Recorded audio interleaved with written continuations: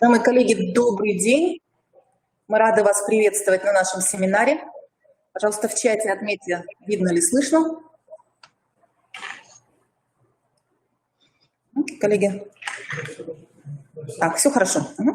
Итак, коллеги, мы хотим вам напомнить, что в 2021 году Министерство образования, науки и молодежной политики Республики Коми определило в качестве одного из приоритетных направлений работы по обеспечению информационной безопасности детей и молодежи и противодействию киберугрозам. По информации правительственной комиссии по профилактике правонарушений уполномоченными органами ведется работа по выявлению информации, запрещенной к распространению на территории Российской Федерации по различным направлениям, таким как скулшутинг, травля, избиение, массовые драки, зацепинг, снифинг, шок-контент, популяризация преступных сообществ. В Роскомнадзор передано свыше 3500 заключений об ограничении доступа к ресурсам в сети интернет. Однако на сегодняшний день актуальной является проблема распространения медийного контента и материалов, которые пропагандируют среди обучающихся девиантное поведение и которые оправдывают насильственные действия по отношению к сверстникам и педагогам, а также другого контента, содержание которого направлено на вовлечение несовершеннолетних в различные криминально ориентированные сообщества, экстремистские и террористические организации. При этом остается недостаточным уровень медиаграмотности родителей законных представителей и несовершеннолетних, а также уровень правовой грамотности детей и молодежи. Поэтому в рамках реализации Республиканского плана мероприятий по противодействию идеологии терроризма и проявлениям экстремизма в образовательных организациях Республики Коми в молодежной среде на 2021 год Коми Республиканский институт развития образования проводит серию мероприятий. И вот сегодня в соответствии с приказом Министерства образования, науки и молодежной политики Республики Коми номер 295 от 24 апреля мы проводим республиканский онлайн-семинар «Профилактика воздействия на обучающихся проявлений экстремизма, интернет-рисков и угроз жизни детей и подростков». Цель нашего семинара – повышение компетентности педагогических работников в вопросах профилактики интернет-рисков и угроз жизни детей и подростков. Сегодня мы с вами обсудим очень непростую, тревожную проблему интернет-рисков и угроз жизни детей и подростков. Эта тема носит, с одной стороны, глубоко личный характер, но в последнее время в связи с массовым распространением в обществе пугающей, далеко не всегда достоверной, зачастую и вовсе неграмотной информации по этой проблеме, появилась необходимость ее публичного обсуждения. Часто мы с вами не знаем, как нам относиться к такой информации, то ли ее игнорировать, не обращать внимания на эти угрозы, то ли бросаться спасать своих детей любой ценой. А ведь наша с вами реакция от реакции близких, от их умения вовремя распознать угрозу, от искреннего желания и умения поддержать человека в ситуации угрозы жизни, зависит его благополучие, а нередко и сама жизнь. Чтобы предотвратить возможную беду, мы с вами должны знать, почему подростки подвержены рискам и угрозам жизни, какие факторы провоцируют эти угрозы и что могут и должны сделать родители для своих детей, чтобы не допустить рискового шага. Для вовлечения подростков в деструктивные группы злоумышленники используют возрастные особенности подростков, их стремление к самоутверждению, к принадлежности к высокому статусу в значимых группах, интерес ко всему тайному, включая проблемы жизни и смерти. И еще они используют наше с вами невнимание к проблемам подростка, наше неумение видеть его переживания, продемонстрировать ему понимание и поддержку. Итак, сегодня, коллеги, мы с вами обсудим, что представляют собой риски и угрозы жизни подростка, как распознать угрозы, что помогает предотвратить риски и угрозы жизни, какие рекомендации необходимо дать педагогам по проведению родительских собраний и бесед с родителями, направленных на профилактику интернет-рисков и угроз жизни подростков. Коллеги, сегодня с нами будут работать наши партнеры. Это Юлия Валентиновна Живилова, руководитель отдела социально-профилактической работы и психолого-педагогического сопровождения Центра образования и здоровья. Юлия Валентиновна, мы рады вас приветствовать, мы вас видим. А также сегодня с нами будет работать Сергей Сергеевич Лимонов, главный специалист, эксперт отдела по защите прав субъектов персональных данных Управления Роскомнадзора по Республике Коми. И с нами работает Анастасия Николаевна Игнатьева, методист Центра развития общего образования, социализации и воспитания личности нашего Института развития образования. Коллеги, мы передаем слово для первого выступления Юлии Валентиновне Живиловой, которая расскажет нам об особенностях подросткового возраста, которые повышают уязвимость к рискам и угрозам жизни. Юлия Валентиновна, пожалуйста, вам слово. Всем добрый день. Моя тема уже озвучена. Сейчас мы подключим презентацию, которую я... Так. Темы моих сообщений следующие: особенности подросткового возраста, повышающие уязвимость к рискам и угрозам жизни, и профилактика интернет-рисков и угроз жизни детей и подростков в образовательной среде. Что хотелось бы сказать? Подростковый возраст – это возраст, который характеризуется тем, что он сам по себе вот такой бурный, неоднозначный, переходный, переломный, и здесь идет становление личности, возникает такая вот потребность понимания к проблемам подростков со стороны взрослых.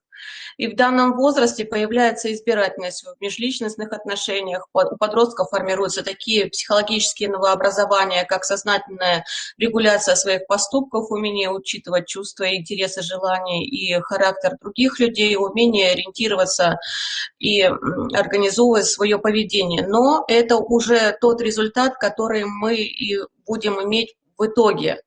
А пока что, когда ребенок вступает в подростковый возраст, он находится в таком переломном, переходном состоянии, которое сопровождается гигантским количеством новообразования психологического характера, биологического характера, физиологического характера. И все эти особенности, они влияют и обуславливают, в принципе, рискованное поведение, которое характерно для подростков. И хорошо, что в большинстве случаев это такие переменные составляющие, приходящие, которые свойственны взрослению, половому созреванию подростков. И при правильном их сопровождении, психологическом, педагогическом, родительском, они остаются в прошлом. Что же касается подросткового возраста, вы видите перед глазами цитату Сократа, то есть, ой, что случилось? Кто это сделал? Значит, вы видите перед глазами цитату Сократа, 5 век до нашей эры, то есть проблемы, которые мы сейчас видим перед собой, они были, в принципе, характерны и столетия назад, да, тысячелетия назад. Мы не первые, кто сталкивается с проблемами подростков, молодежи, и правильно, что мы задумываемся о том, как же нам с ситуацией справиться, но в то же время возраст, он накладывает свой отпечаток на наших детях, и в первую очередь это вот те физиологические, анатомические особенности, которые характерны для подростков. С ними я вас сейчас и познакомлю. Для подростков характерна активная морфофункциональная перестройка организма и переход на взрослое функционирование. И это взросление идет по двум направлениям, это рост и гормональный скачок. Биологические характеристики подростков в значительной степени зависят от функционирования эндокринной системы, и в этом возрасте активизируется мозг, и в частности система гипоталамус-гипофиз, что в принципе и запускает механизм бурного роста подросткового организма. Гипофиз такая крошечная, маленькая штучка, меньше грамма, эндокринный такой орган, располагающийся у основания головного мозга.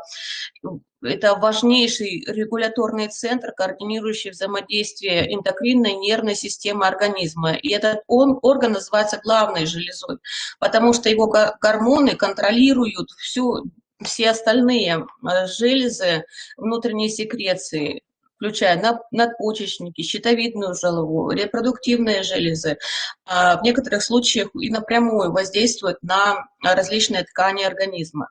И нарушение работы гипофиза сказывается на работе всех систем организма и становится причиной множества патологий, отклонений в развитии человека.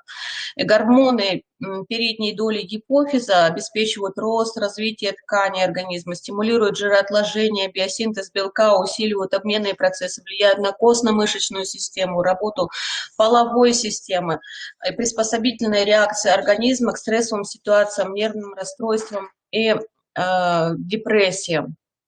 выработка гипофиза как раз-таки усиливается с 10-летнего возраста и своего максимума достигает 12-14 лет, что соответствует, в принципе, вот этим подростковой периодизации. И ну, этот факт нельзя оставлять без внимания, потому что вот эти вот выбросы гормональные, они во многом определяют и вот это рискованное поведение, которое характерно для наших с вами детей, воспитанников, обучающихся детей домашних. Ну вот есть такая особенность, ее нельзя исключать из виду. Если говорить об отдельных системах организма, то необходимо отметить, что в подростковом возрасте в сердечно-сосудистой системе наблюдается активный рост, и причем такой, скажем, такой диспропорционально идет рост сердечной мышцы в длину, в ширину, увеличиваются объемы полости сердца, что сказывается на показателях функциональных сердца и сосудов, увеличивается частота сердечных сокращений, повышается давление артериальное, венозное. И причем у девушек наблюдается где-то к 13-14 годам максимум повышения артериального давления. И сопровождается это диспропорцией роста сосудов, мускулатуры сердца. Отсюда вот такие субъективные жалобы на здоровье, на головокружение, головные боли, сердцебиение, повышенное давление, утомляемость, склонность к обморокам, реагирование на погоду, какие-то перепады настроения, аффективные реакции.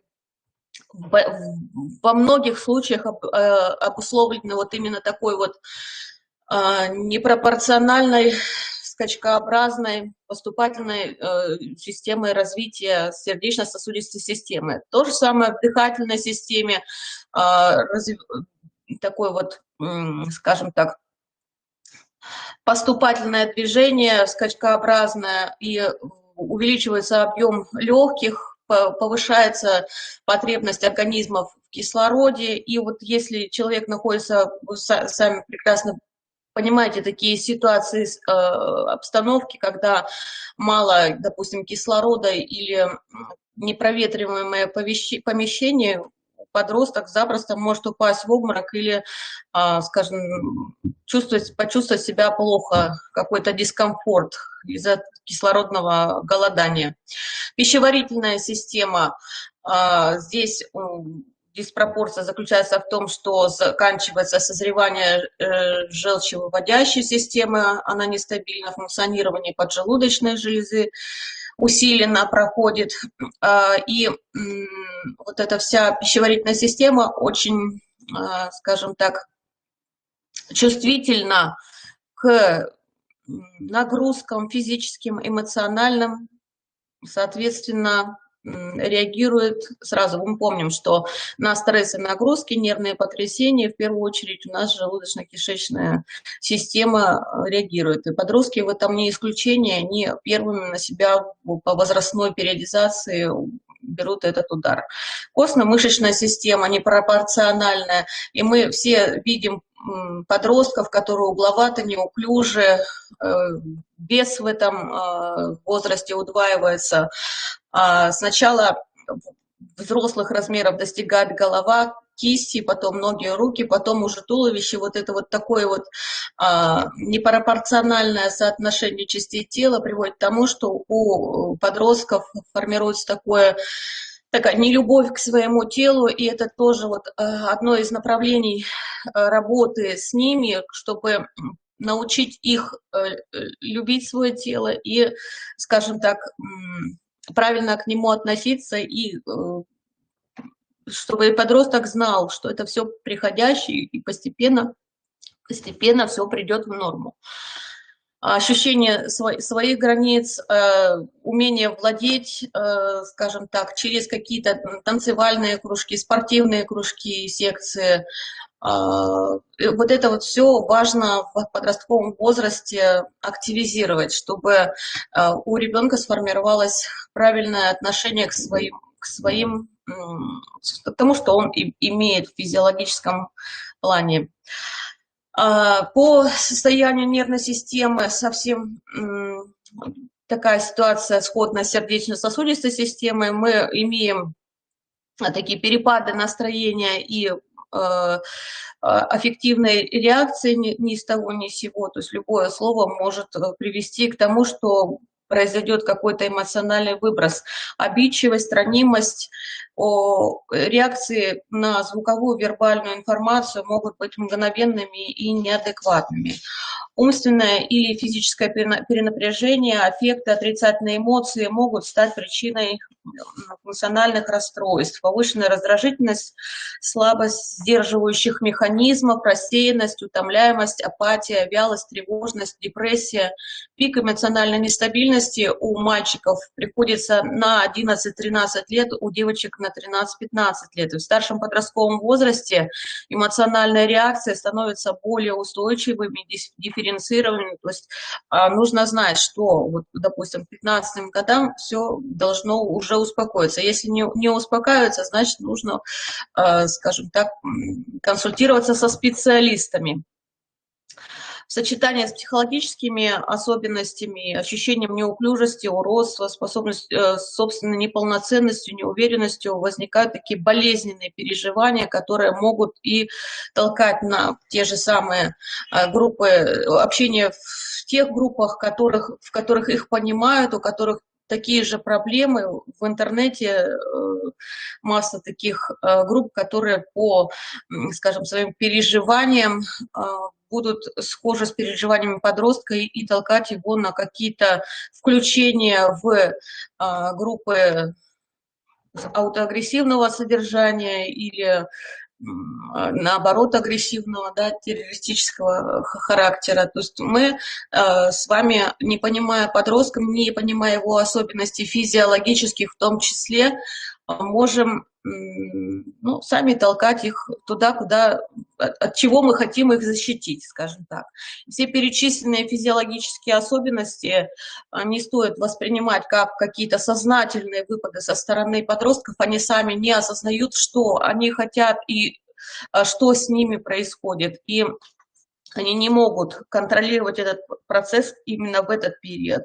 То есть данный период – это период становления всех функциональных систем организма, в том числе и мозговых структур, и вот эти особенности, они и, скажем так, обуславливают то, что подростковый возраст является самым рискованным периодом во всей возрастной периодизации. То есть нет в жизни человека такого периода возрастного, где было столько риска, сколько в подростковом возрасте. Но мы знаем, что подростковый возраст длится максимум с 11 до 15 лет, скажем так, да, по разным периодизациям. Разные авторы разные периоды выставляют, но в принципе, да, допустим, мы можем говорить, что в этот период риск максимален и дальше идет на спад, потому что формируются все системы организма, и в том числе психологическое становление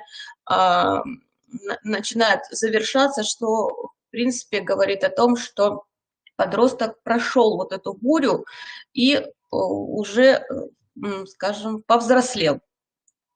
Кроме того, нужно отметить, что есть различия между мальчиками и девочками, между девушками и юношами.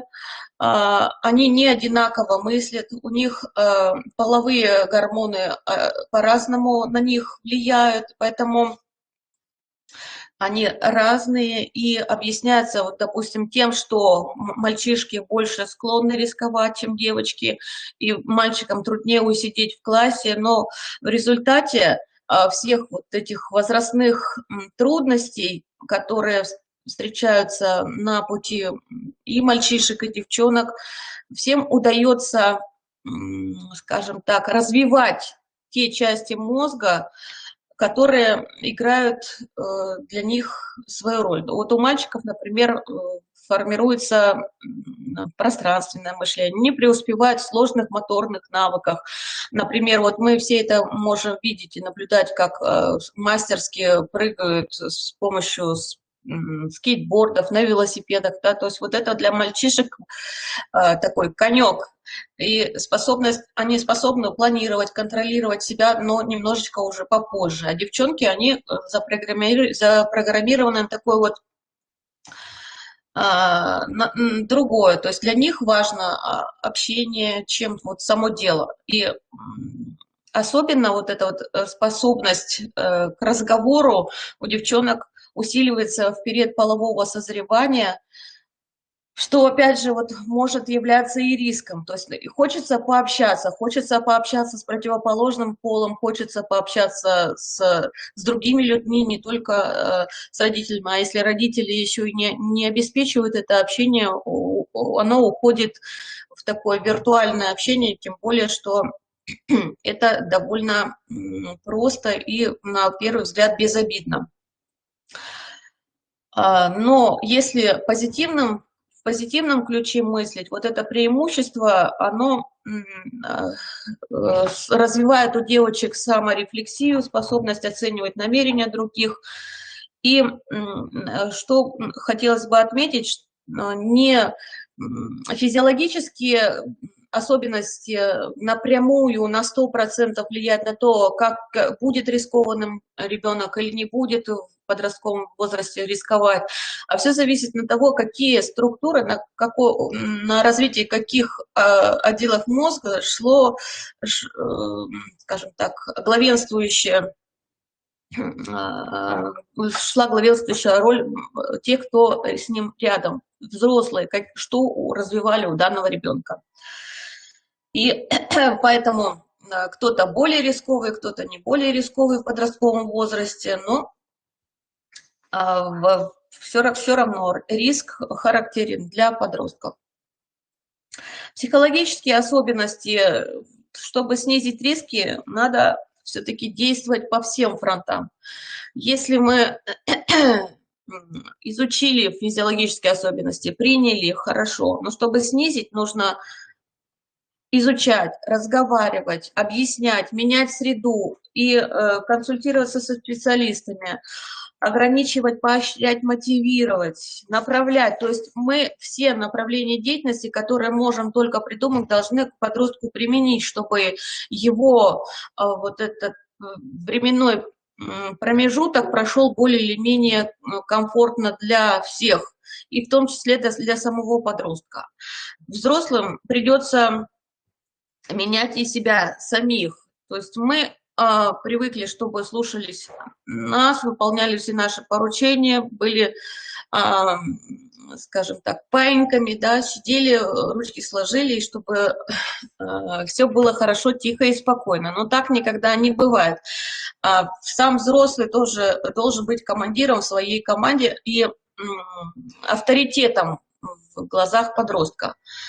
Важно научиться уважать, понимать, поддерживать, принимать самого подростка. И очень надеюсь, что вы в этом деле преуспеваете.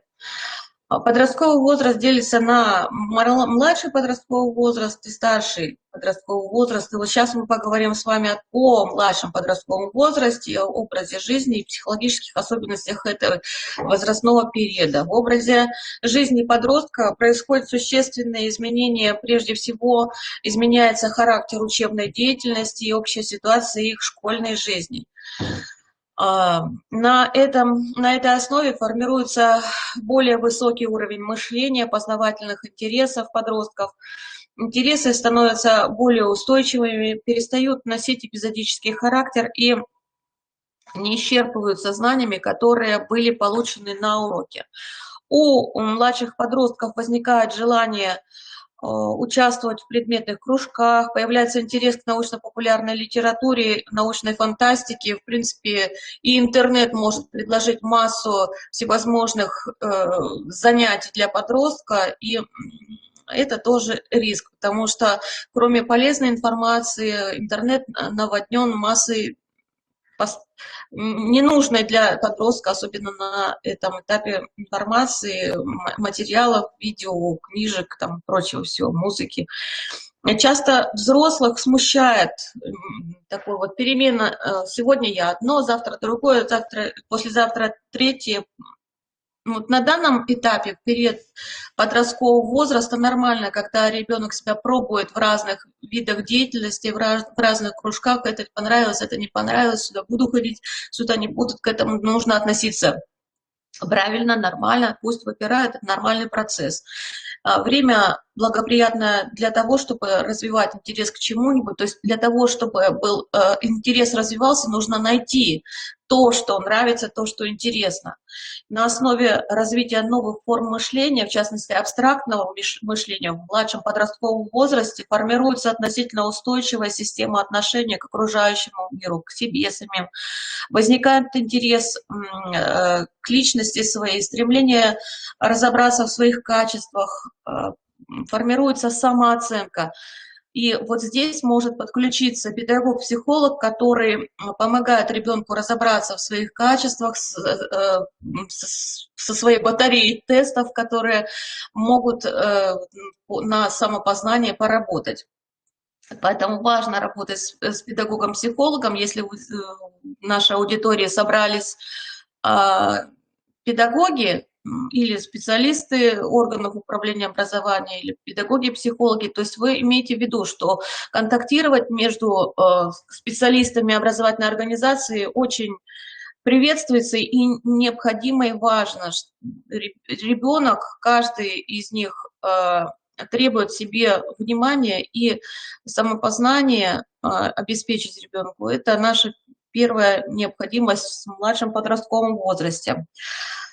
Важным фактором развития для младшего подростка является коллектив сверстников и общественное мнение. Благодаря накопленному предыдущему опыту, хоть он и не совсем большой, совместной жизни с сверстниками, резко возрастает значение коллективных отношений и расположение сверстников к нему самому, оценка его поступков со стороны окружающих. Подростки стремятся занять такое место в коллективе, они ставят перед собой такие задачи, которые стремятся достигнуть, не всегда соответствующие их возможностями, и часто терпят неудачи, иногда используют для того, чтобы стать членом коллектива неприемлемые, не социально одобряемые формы поведения, в том числе идут на какие-то, допустим, кражи, взломы и так далее, разбои, и в том числе, допустим, на тот же кибербуллинг, чтобы стать частью стаи, можно кого-то и подвергнуть травле. В подростковом возрасте, когда еще не до конца развито потребительное свойство анализировать свои поступки, это бывает. Постепенно это порождает новую потребность не только быть на уровне коллектива, но и стабилизирует самооценку и повышает требования к себе. Но для того, чтобы перейти к этому этапу, нужно пройти и стадию такого коллективного мнения и поиска своего места в коллективе. Исследования показывают, в тех случаях, когда подросток не может удовлетворить свои притязания, когда оценки, которые он получает, отметки, да, ему кажутся недостаточно высокими, а в деятельности он терпит неуспех, у него возникают эмоциональные переживания и, скажем так, он ищет расслабление в компании, которая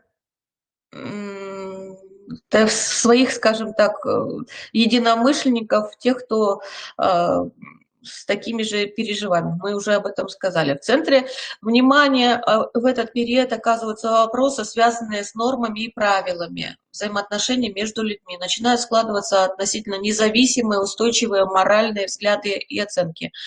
То есть мы говорим о том, что они только начинают складываться, и вот эти вот моральные установки, моральные нормы помогают формировать взрослые. И если мы говорим о том, что подростковый возраст в большей степени это возраст, когда подросток ориентируется на своих сверстников, то такую работу предвосхищать нужно в более раннем возрасте, когда взрослые еще являются авторитетными людьми для самих детей. То есть вот такие росточки, вернее, зернышки нужно сеять не в подростковом возрасте, а гораздо раньше. У младшего подростка достаточно нестойкая собственная позиция, и она может изменяться на противоположную под влиянием мнения коллектива или авторитетного лица. Помня об этом, можно избежать типичных ошибок. Иногда в такой ситуации достаточно смены группы общения подростка. Ну, как это сделать? Это вот нужно применить мудрость и свои педагогические таланты, чтобы поменять группу общения подростка. Особенность самосознания младших подростков заключается также и в том, что хотя они и стремятся понять самого себя, они еще и не умеют достаточно глубоко анализировать свои поступки, свой успех или неудачи. Поэтому каждый неуспех часто вызывает у подростка чувство неуверенности и даже переживания своей неполноценности. Для подростков характерна недостаточная устойчивость переживаний, намерений и оценок. И этими же особенностями самосознания объясняется повышенная чувствительность подростков к тому, как относятся к ним окружающие, их ранимость, выражающаяся в обидчивости, упрямстве, вспыльчивости, а иногда в грубости, резкости. И именно это является причиной возникновения уже с 5 класса частых конфликтов, вспыхивающих между детьми, а еще чаще между детьми и взрослыми. И интернет, соцсети пестрят вот такими историями родителей, которые говорят о том, как их детей преследуют сверстники. Недавно была такая история в ВКонтакте. Мама, социальный педагог, никогда не думала о том, что ее дочь будет кто-то преследовать и в реальном режиме после школы, и в ВКонтакте. И помогло этой маме, социальному педагогу, то, что она была проинформирована о всех статьях, законах, наказывающих тех, кто совершает буллинговые действия. И ей еще на руку сыграло то, что все это было выложено в сети ВКонтакте, были звуковые сообщения, были текстовые сообщения, в которых прозвучали имена девочек, которые терроризировали ее дочь. Незамедлительно она обратилась в школу с таким заявлением, со всеми распечатками, со всеми аудиозаписями к директору школы, попросила вызвать всех родителей детей, которые были опознаны по аудиозаписям, и рассказала им о всех последствиях, которые их ожидают в результате вот этих действий. И таким образом, буллинг был пресечен. Но девочка, то есть мама не от девочки, не от дочки узнала о том, что ее кто-то преследует, а через своих знакомых. Получается, что вот одним из факторов, которые помогают не запустить ситуацию кибербуллинга, буллинга или какие-то другие негативные явления, необходимы доверительные отношения ребенка и взрослого. То есть ребенок в той ситуации, которую только что описала, она рассказала своей подружке. То есть все-таки в подростковом возрасте вот это важно, актуально, что дети все-таки доверяют и рассказывают свои ситуации именно своим сверстникам, пытаясь получить у них одобрение, совет или что-то другое. А взрослые в этой ситуации все-таки должны быть начеку. Быть начеку и проверять периодически соцсети, вот как мама только после сигнала, который пришел со стороны, обратила внимание на соцсети девочки, своей дочери. И об этом нужно говорить с родителями постоянно, регулярно, чтобы родители были в курсе всех интернетных дел детей. Стремление младшего подростка к самостоятельности и независимости обусловлено началом интенсивного физического и физиологического созревания. То есть мы говорим о том, что вот эта самостоятельность, она все-таки обусловлена физиологической составляющей взросления, но еще в подростковом возрасте не совсем развиты вот эти активные самостоятельные деятельности, их нужно развивать, укреплять. И если взрослый не будет вот эту направлять деятельность самостоятельную в положительное русло, стимулировать самостоятельную деятельность в социально таком позитивном ключе, то, соответственно, эта самостоятельность, понятно, куда выльется в искаженные действия, будет сопровождаться упрямством, грубостью, резкостью, вовлечением в разные нежелательные сообщества, в том числе интернет-сообщества. То есть мы знаем, что хорошему научить трудно, а плохое оно само как-то пристает. Поэтому это и характерно и для подростков в том числе. Старшие подростки.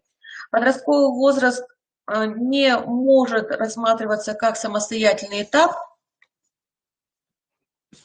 Что-то у нас там двигается. У меня всего 5 слайдов, поэтому, в принципе, можем остановиться на втором. Так, вот подростковый возраст, он, вот старший подростковый возраст. Старший подростковый возраст, где-то 13-15 лет, допустим, да, не самостоятельный этап, он как бы переход от младшего школьного возраста в юношеский, то есть тоже своего рода переход, но есть некоторые отличия по сравнению с младшим школьным возрастом, с младшим подростковым возрастом. На этом этапе получают достаточно полное выражение те тенденции развития, которые имели место в младшем школьном возрасте еще раньше. Чем характерен вот этот период? Здесь есть несколько тенденций. Это формирование собственной точки зрения на нравственные какие-то требования и оценки, дальнейшее развитие самосознания и стремление определить свое место среди окружающих. Завершаются вот эти процессы, и подросток стремится утвердиться в позиции взрослого, почувствовать себя самостоятельным, уверенным в себе. Подросток хочет найти свое место в жизни, он стремится в будущее, однако вот это все пока на уровне школьной жизни развивается, и старшему подростку необходимо такое дело, которое бы он по содержанию и по вот такому характеру было ему импонировало, чтобы взрослому нужно помочь ребенку найти такое дело, которое бы было бы ему по душе и увлекало его, и причем не навязывать какие-то действия, а именно уважительно помогать и чувствовать ребенка, видеть ребенка. В этот период возникает расхождение между тем положением, которое подросток занимает среди окружающих в качестве школьника, и тем, что ему хотелось бы из себя представлять, кем бы ему хотелось быть. Стремление ко взрослости часто, вот мы все это прекрасно знаем, ведет к поиску такого образа жизни, собственной деятельности. Направления поиска могут быть самые различные. То есть он может хотеть заработать свои деньги, подражать поведению взрослых. Допустим, если это касается денег, то мы, не знаю, сталкивались вы с такой информацией или нет, с информацией по МВД, когда через интернет-сообщество идет продажа наркотических средств, и в нее вовлекаются подростки, которые являются закладчиками. Буквально вот неделю назад у нас на Центральной психолого-медико-педагогической комиссии был такой случай, когда на комиссию был приведен подросток, которого поймали именно через эту сеть. И нужно доводить эту информацию до родителей, что есть такие интернет-сообщества, которые распространяют наркотические вещества, и чаще всего попадаются это подростки. То есть сами организаторы этой деятельности, может быть, и известны, но, скажем так, доказательств нет, а в ходе следственных действий подростков чаще всего ждет участь и уголовная ответственность за свои необдуманные действия, за свои подростковые шалости.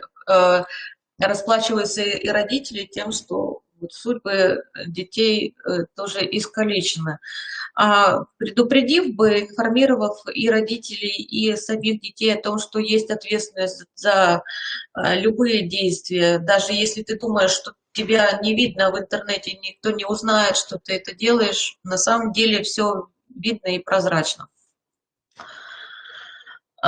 Нужно сказать, что подражание поведению взрослых начинается и с приукрашения себя, допустим, всевозможными висюльками, порой такими вот не безвкусными, необыкновенными стрижками, покраской головы там в оранжевый, зеленый, синий цвет, дреды и прочее там лысины. Да, то есть вот то, что значит, внешними атрибутами взрослыми, как казалось бы, там курение, одежда взрослая или пробы куда хуже, да, наркотических средств, психоактивных веществ или сексуальные эксперименты очень для подросткового возраста характерны. Опять же, это связано с половым созреванием, и мы в этой ситуации должны это понимать, и опять же информирование родителей и информирование родителями своих детей о том, что все-таки подростковый возраст – это непростое время, и мы вместе должны его пройти как можно более безболезненно. Это нужно доносить до всех участников образовательного пространства. Внешний вид можно откорректировать, да, но вот если человек впадет в наркотическую, алкогольную зависимость или интернет-зависимость, уже очень сложно будет ему помочь, потому что последствия могут быть довольно печальными. Пока показывает опыт, нужно обязательно об этом говорить, обязательно рассказывать, обязательно вызывать на разговор откровенный, но для этого нужно и самим быть тоже откровенными, компетентными, авторитетными, чтобы подросток почувствовал в вас того главного вожака, который мог бы повести за собой вперед, кому можно доверять, от которого идет тепло, душевное и то, что необходимо. Вот сам подросток не осознает, что ему сейчас надо, что ну вот интуитивно он тянется к теплу, даже вот, есть много таких случаев, когда подросток больше тянется к какому-то там алкоголику, например, да, который будет с ним разговаривать и слушать его бред, скажем так, в кавычках, да, чем к родителям, которые строгие, ответственные, заставляют ходить на кружки, секции и вроде бы все делают для здоровья и развития ребенка. Но на самом деле вот эта теплота между родителями и детьми – это самое большое спасение для подростков в этом возрасте.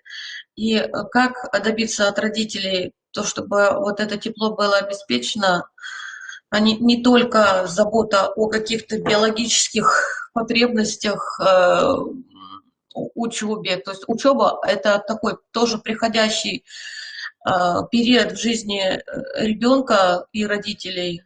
Ну, 10 лет, они пройдут. Дальше ребенок сам будет выбирать, учиться ему, учиться, идти работать или продолжать учебу.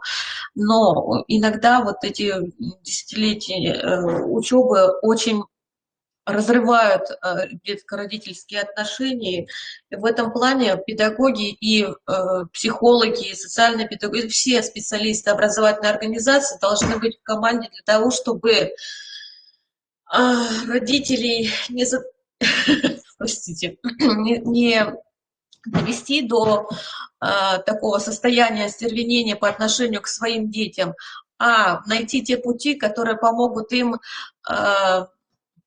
скажем так, используя особенности психологические и физиологические ребенка, вывести его на новый виток развития, чтобы воодушевить людей, родителей, детей на то, что они должны учиться и быть, скажем так, вместе. Вот это очень большая проблема в нашей системе образования, я думаю. Нужно над этим каждому из педагогов, каждому из психологов задумываться, как мы разговариваем с подростком, друг с другом. Есть ли у нас доверие, есть ли у нас авторитет для них, они нас воспринимают. Вот многих подростков спрашиваю, как зовут вашего учителя, как зовут вашего психолога. Ну, даже вот в таком ключе, то есть простой тест на то, как меня зовут, практически вот видно, что доверие к специалистам мало у кого имеется. Об этом надо задуматься, и не обязательно для того, чтобы заслужить авторитет, это не понебратство, нужно вот идти на поводу и не предъявлять никаких требований. Требования обязательно нужны, все соблюдать, то есть единообразие всех требований со стороны специалистов образовательной организации, они нужны, но при этом понимать, что подросток такой же человек, как и все остальные, что возраст его пройдет, и он когда-нибудь станет министром, президентом или водителем такси. То есть время придет, и мы все будем радоваться тому, что кто-то с успехом прошел через этот подростковый возраст, а кто-то застрял на тех проблемах, к сожалению, опустился на самое дно. Так, дальше. Благодаря более совершенной, это мы уже сказали? Нет. Благодаря более совершенной форме мышления в подростковом возрасте, в старшем подростковом возрасте появляется такое стремление сформировать какое-то мировоззрение, общую картину мира, которая включает и представление о себе тоже. Появляется такой вот, все разложить по полочкам и объединить свои взгляды, отношения. В этой связи подростку нужно помочь выяснить, кто он, для чего он живет, для чего люди живут, какая будет жизнь дальше, что будет, как будем взрослеть и так далее. Вместе с тем, у подростка еще не хватает вот эту охватить всю многогранность мира, у него есть свое мировоззрение, и действительность он воспринимает со своей колокольни, и данную особенность в сочетании с небогатым жизненным опытом часто вот, делает их суждения такими плоскими и слишком прямолинейными, категоричными и нетерпимыми. Они еще не до конца умеют выявлять причинно-следственные связи. Опять же, это риск, да, когда мы не знаем, вот сделали дело, как оно аукнулось, чем обернулось, для них еще это сложно. Сложно вникать и учитывать точку зрения другого человека, но объяснять свои позиции, свою точку зрения необходимо, учить, объяснять нужно. Эта особенность находит свое выражение и в отношениях с людьми, с которыми общается подросток. Иногда человек лишь одним хорошим словом или взглядом может завоевать доверие подростка, а иногда вот человек, который вроде бы уже авторитетный и, скажем так, давно знаком с подростком, таком мощный, да, энергетический такой заряд несет, да, данный человек. И вдруг он сказал что-то такое, что полностью вырвало его авторитет, и его уже нет. То есть бывают для подростка и такие ситуации. Нужно всегда быть начеку и всегда следить за состоянием подростка. То есть любая фраза, любое слово может спровоцировать такой эмоциональный всплеск. И этим объясняется имеющее в среде подростковой в этом возрасте крушение авторитетов, безжалостность, жестокость. Сложно завоевать и авторитет, и сложно его удержать. Но все-таки нужно это делать, стараться это делать и быть внимательными друг к другу. Старшему подростку требуется выход за рамки общения своего коллектива, требуется расширение социальных связей, что имеет несколько значений. Во-первых, обогащает опыт общения, во-вторых, расширяет социальные связи. Если вот эти социальные связи расширяются с помощью взрослого, направляющего в правильное русло, то очень хорошо. Но бывает, что и эти социальные связи расширяются в ненужном нам ключе. Но зато подросток чувствует в этом какую-то необходимость и удовлетворение своих потребностей. Так, в отличие от младших подростков, нет стремления получить оценку о деятельности со стороны взрослых, и наоборот, бывает, да, так, обратная такая реакция, когда даже похвала вызывает бурную обратную реакцию. Особенно агрессивно воспринимаются нравоучения, морализации, нотации. Так что они неэффективны. И нужно это знать, и не нужно тратить свой потенциал на это. Ну, бывает так, что вот вы ему целый час говорили одно и то же, да, а он ничего не понял, он ничего не хочет слышать, как в стенку горох. Вот это оно и есть. Смысл тратить энергию на то, что неэффективно. Искать надо способы, которые будут ключиком, да, к душе подростка.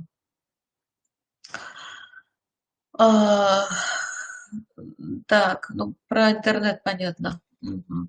Они склонны спорить, перестают все на веру воспринимать, и, казалось бы, такие очевидные факты для них будут из ваших уст звучать как ложь. В частых спорах пытаются отстоять свою точку зрения и страстно утверждают, навязывают другим.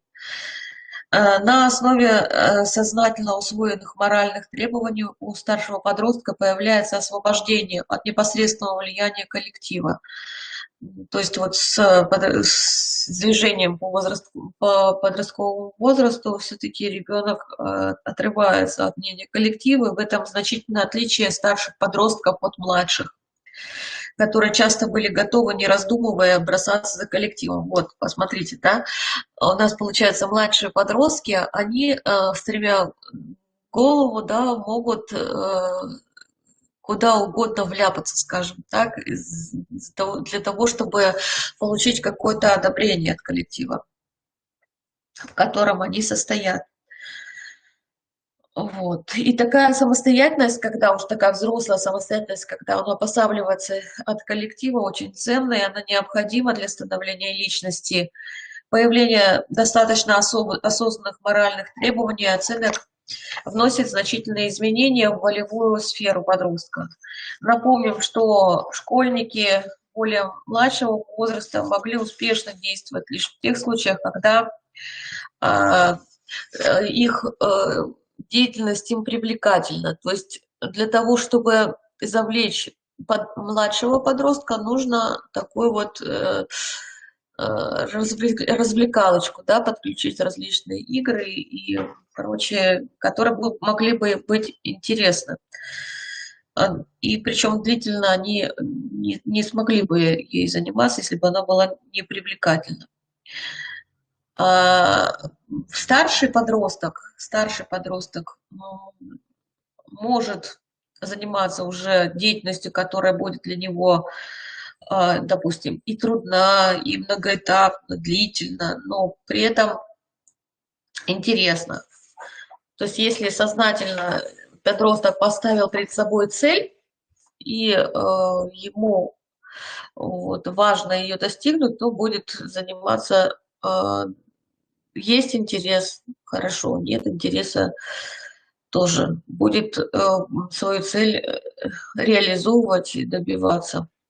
В зависимости от этой направленности складываются и другие особенности. Например, направленность на себя связана с такими чертами, как жадность, стремление быть на виду, пренебрежение сверстниками, а направленность на других с такими особенностями, как доброжелательность, бескорыстие, готовность прийти на помощь другому. Тут важно учесть две особенности подросткового возраста, старших подростков.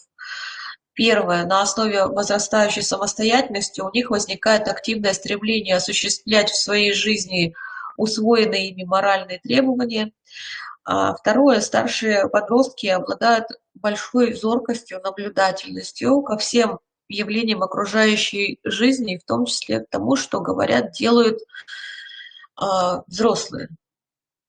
И если они замечают малейшую нестыковку, малейшее несоответствие с своими моральными установками и какие-то противоречия в словах, действиях взрослых, то, соответственно, могут исключить, да, вот из авторитетных данного человека.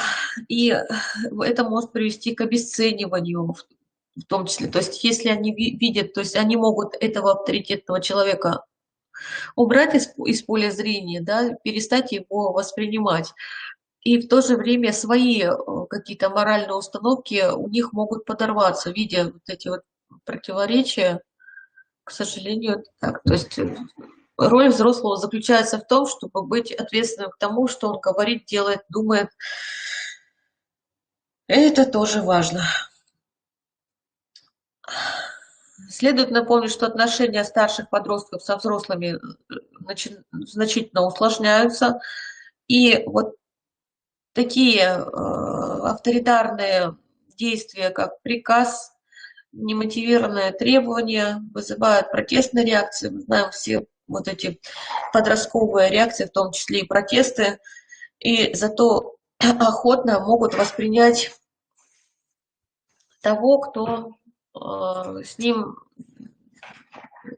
ласков в виде совета попросит или ненавязчиво какие-то предложения о помощи, скажем так, озвучит, да, или напишет. Тоже риск, да. Получается, что мы там пилим, а кто-то ласково поговорил и уже взял на крючок. То есть риск в интернете, можно написать все, что угодно, под разными вывесками заманить будет довольно просто.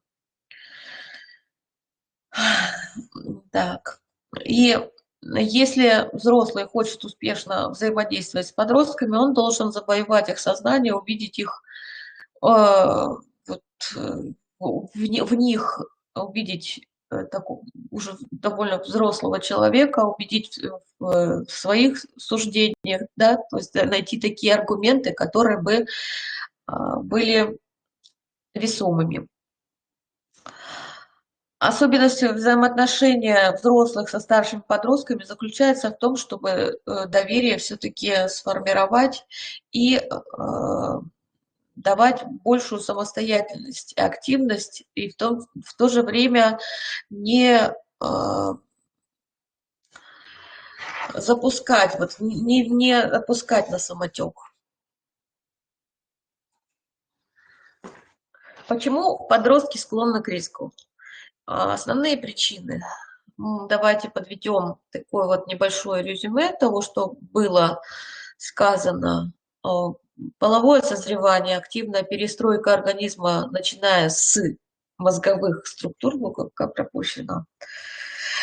Если говорить простым языком, то мозг, он нам мозг подростков кричит прям, что да, вот я развиваюсь, у меня буря, да, и все системы организма, они этому подчиняются, этому крику со стороны гормонов и мозга. И подростки очень чувствительны к эмоциональному фону.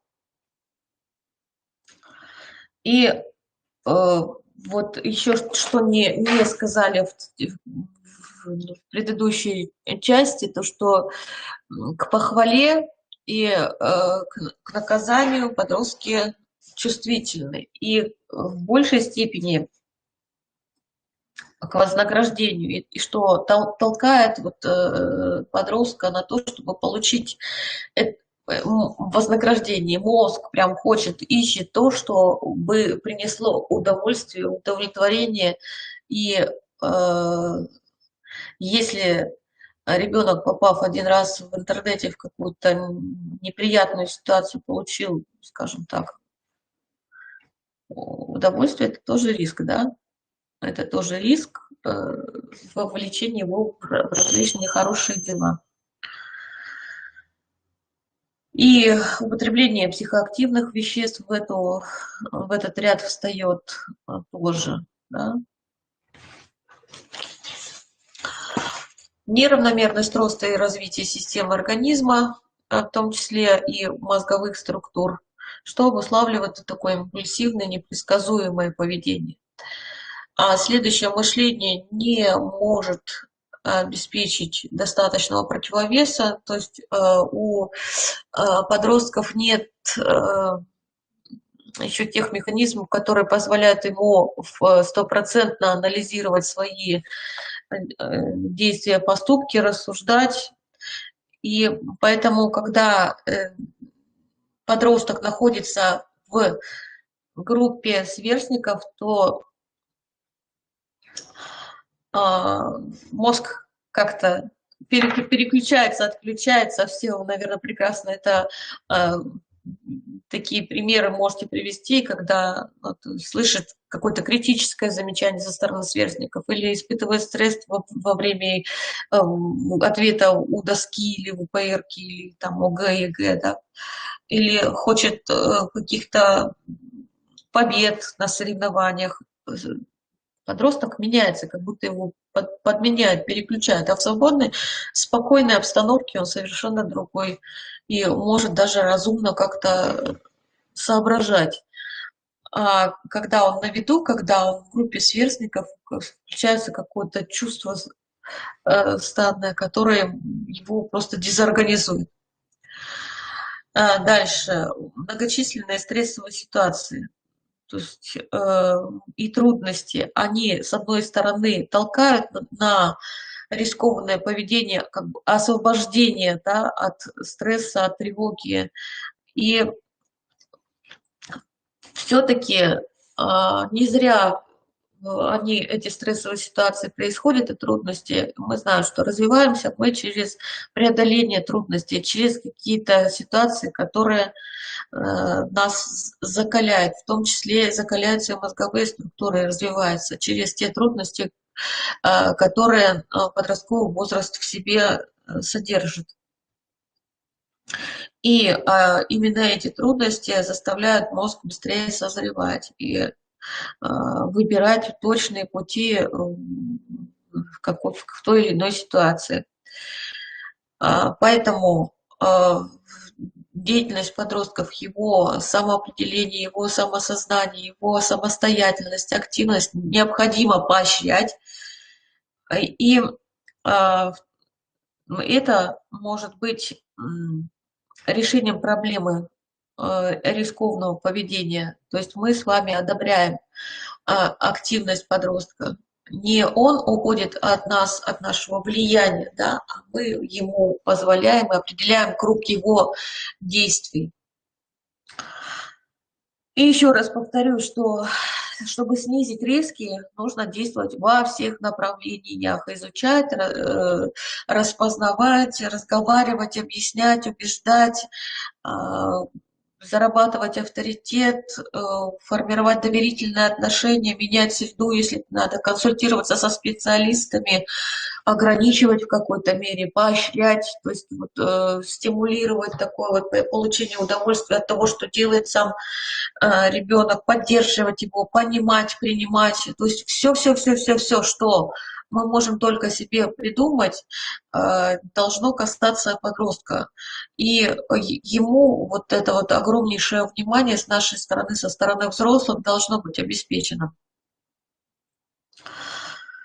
То, что касается профилактики интернет-рисков и угроз жизни детей и подростков в образовательной среде, вкратце скажу.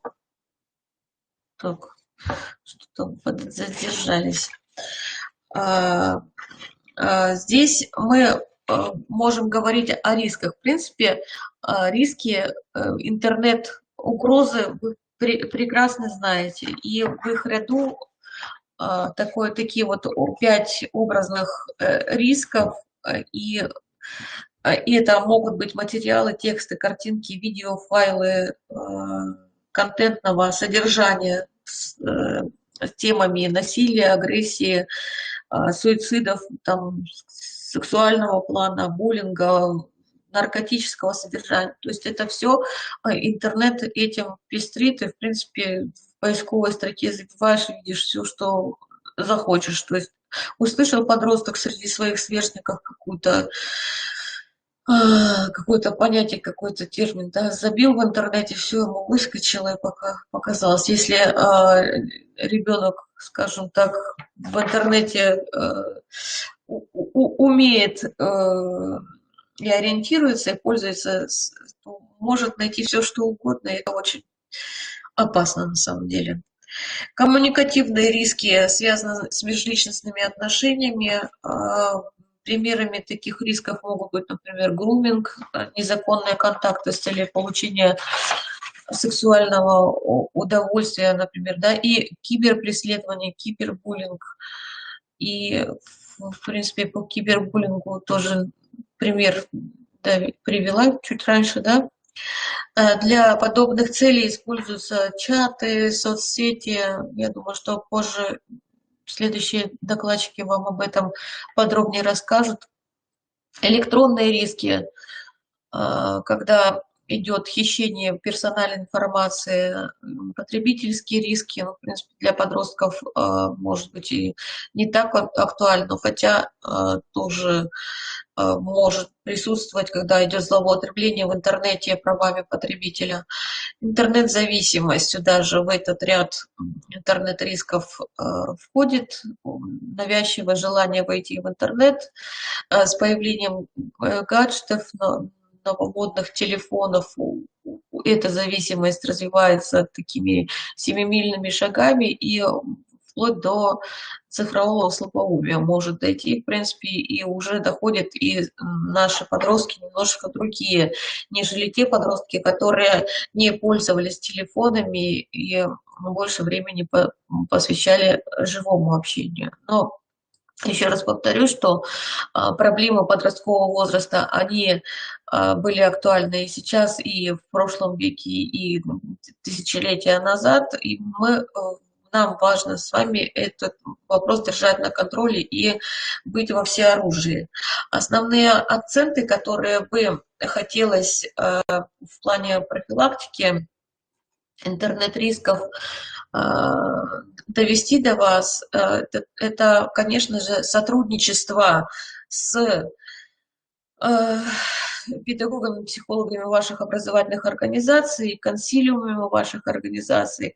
Если вы видите, что ребенок не такой, как все, обязательно взять его на заметочку и мониторинг психоэмоционального состояния, педагогическое наблюдение обязательно проводить и с последующей организацией работы, индивидуальной профилактической, групповой профилактической работы с группой риска.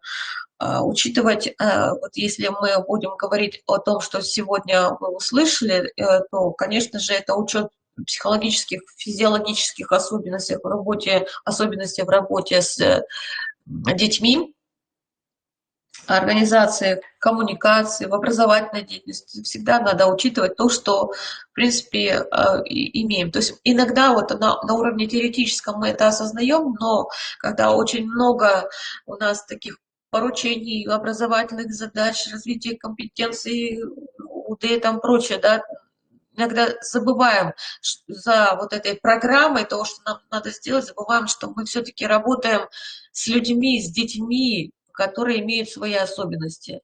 И это важно. Вот не нужно ничего искать дополнительно, просто понять, принять и осознать, что подросток, он другой, не такой, как вот совсем взрослый человек и уже не ребенок. И вот в этот промежуток времени ему надо помочь.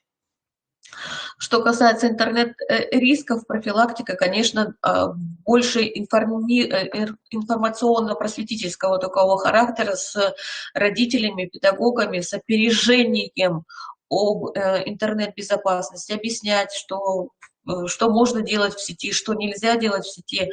Кроме того, родителям доводить информацию о том, что создание все-таки доверительных отношений с ребенком – это важная вещь в профилактике, когда ребенок может довериться не первому встречному дядьке, там, да, а своему родителю, своим маме, папе, да, проявление интересов не только к школьной жизни, но и вообще к тому, чем ребенок живет, дышит, что у него на душе. Обязательно мониторинг социальных сетей и интернет-пространства, которое посещает ребенок. Деликатный контроль, ненавязчивый контроль с разрешением, опять же таки, с доверием. Иначе ребенок может просто закрыться, скрыть все свои контакты и углубиться в море интернета понадежнее и поскорытнее будет. И хотелось бы еще вот напоследок сказать, что мы с вами все-таки в ответе за судьбы детей и не должны быть равнодушны ко всему, что происходит. И что будь то это дети во дворе или в интернет-пространстве, очень часто бывает, что мы видим такую информацию, которая требует тому, чтобы, допустим, мы обратились в Роспотребнадзор. И обязательно нужно сотрудничать с этими структурами, чтобы наших детей уберечь. Спасибо. Спасибо огромное, Юлия Валентиновна. Спасибо за такой содержательный, интересный, яркий доклад, за то, что вы нам очень подробно и на живых примерах рассказали о том, какие существуют особенности, да, подросткового возраста, как они проявляются и какие есть интернет-риски для наших подростков не только в общеобразовательных организациях, но и везде, потому что с ними всегда присутствуют гаджеты. Уважаемые коллеги, мы продолжаем наш семинар. Если у вас есть вопросы для Юлии Валентиновны, вы их можете адресовать в строке «Вопросы» в нашем чате или чуть позже сформировать. Я знаю, что очень многие педагогические сотрудники, которые подключаются к нашему семинару, будут его просматривать в чуть более вечернее время, либо даже на выходных, да, потому что не у всех сейчас по работе есть возможность вот выйти к нам в прямой эфир. Юлия Валентиновна, всего доброго, спасибо огромное. Если что, мы с вами свяжемся. Вы у нас являетесь председателем Республиканского методического объединения педагогов, психологов, и мы с вами встречаемся часто и сотрудничаем. Поэтому мы к вам, конечно, будем обращаться и с вопросами, и с тем, чтобы вы с предложениями об участии в наших событиях для педагогического сообщества Республики Коми. Спасибо большое. Пожалуйста. До свидания. До свидания. А наш сегодняшний республиканский онлайн-семинар «Профилактика взаимодействия на обучающихся проявлениям экстремизма, интернет-рисков и угроз жизни детей и подростков» продолжает специалист-эксперт отдела по защите прав субъектов персональных данных, государственный инспектор управления Госкомнадзора по Республике Коми Сергей Сергеевич Лимонов. Сергей Сергеевич нам расскажет об алгоритмах действия при обнаружении рисков и угроз в социальных сетях. Я думаю, уважаемые коллеги, этот вопрос крайне актуальный, и вот нам представят не просто алгоритм действий, но и вот расскажут о той обстановке, которая существует в Республике Коми. Сергей Сергеевич, мы рады представить вам слово. Здравствуйте всем. Хочу выразить благодарность Юлии Валентиновне за интересный и содержательный доклад. Мне как специалисту это тоже поможет очень сильно. Так, а я бы хотел от лица Роскомнадзора в Республике Коми рассказать педагогам и учителям по поводу важности родительских собраний. И если есть возможность, приглашайте, пожалуйста, Роскомнадзор на такие мероприятия, потому что мы тоже выезжаем по Республике Коми, в Республику Коми, и можем с удовольствием посетить ваши образовательные учреждения. В том числе вот я могу посетить. По поводу родительских собраний. Преподаватели, учителя, во-первых, я вам большое выражаю благодарность за вашу работу. Но родителям вы всегда говорите, что очень важно, не как всегда кричат «школа, школа и школа», а все-таки родительский контроль. Я вам скажу по своей практике, по своему примеру, работая в Роскомнадзоре. Родительский контроль должен быть везде, на всех уровнях. То есть родителям объясняйте, что они не должны стесняться проверять свои гаджеты, не свои гаджеты, гаджеты детей, устанавливать приложение родительского контроля. Уважаемые преподаватели и учителя, на сайте управления Роскомнадзора по Республике Коми в разделе «Мультимедиа» есть важная информация, интересная информация про профилактические мероприятия в сфере защиты персональных данных, и, угрозы, которые есть в интернете, но также есть примеры приложения родительского контроля. Есть платные, есть бесплатные. То есть устанавливается приложение на основной телефон родителя, второе приложение устанавливается на телефон ребенка. Родитель должен ввести код и подключиться, синхронизировать это приложение. Я вам честно скажу, очень удобное, простое приложение. И говорю, масса есть платные, есть бесплатные. На самых известных платформах это App Store, App Gallery и Google Market. Это все присутствует. Можете скачивать. По поводу родительского контроля. Очень важно, и вы, преподаватели тоже, учителя, можете советовать детям на уроках и так далее об объеме опубликования персональных данных в социальных сетях. Не должно быть излишней информации. Вы тоже взрослые люди, прекрасно понимаете, что фамилия, имя достаточно, отчество не нужно указывать. Так же, как и год рождения, либо дату рождения. Номер телефона ни в коем случае не нужно указывать на страничках в соцсетях. Причем и я вам советую это, и ребятам, потому что, хорошо, если просто будут писать какой-нибудь спам, а могут зарегистрировать какой-нибудь аккаунт или еще что-нибудь где-нибудь на ваш номер телефона, и будет приходить масса ненужного спама и всякой информации. Конечно же, фотографии должны быть, если хочет ребенок, обычные, желательно без привязки к геоданным. То есть геометки, чтобы не было на фотографиях, чтобы невозможно было отследить, допустим, где проживают дети, где они чаще находятся в связи с безопасностью.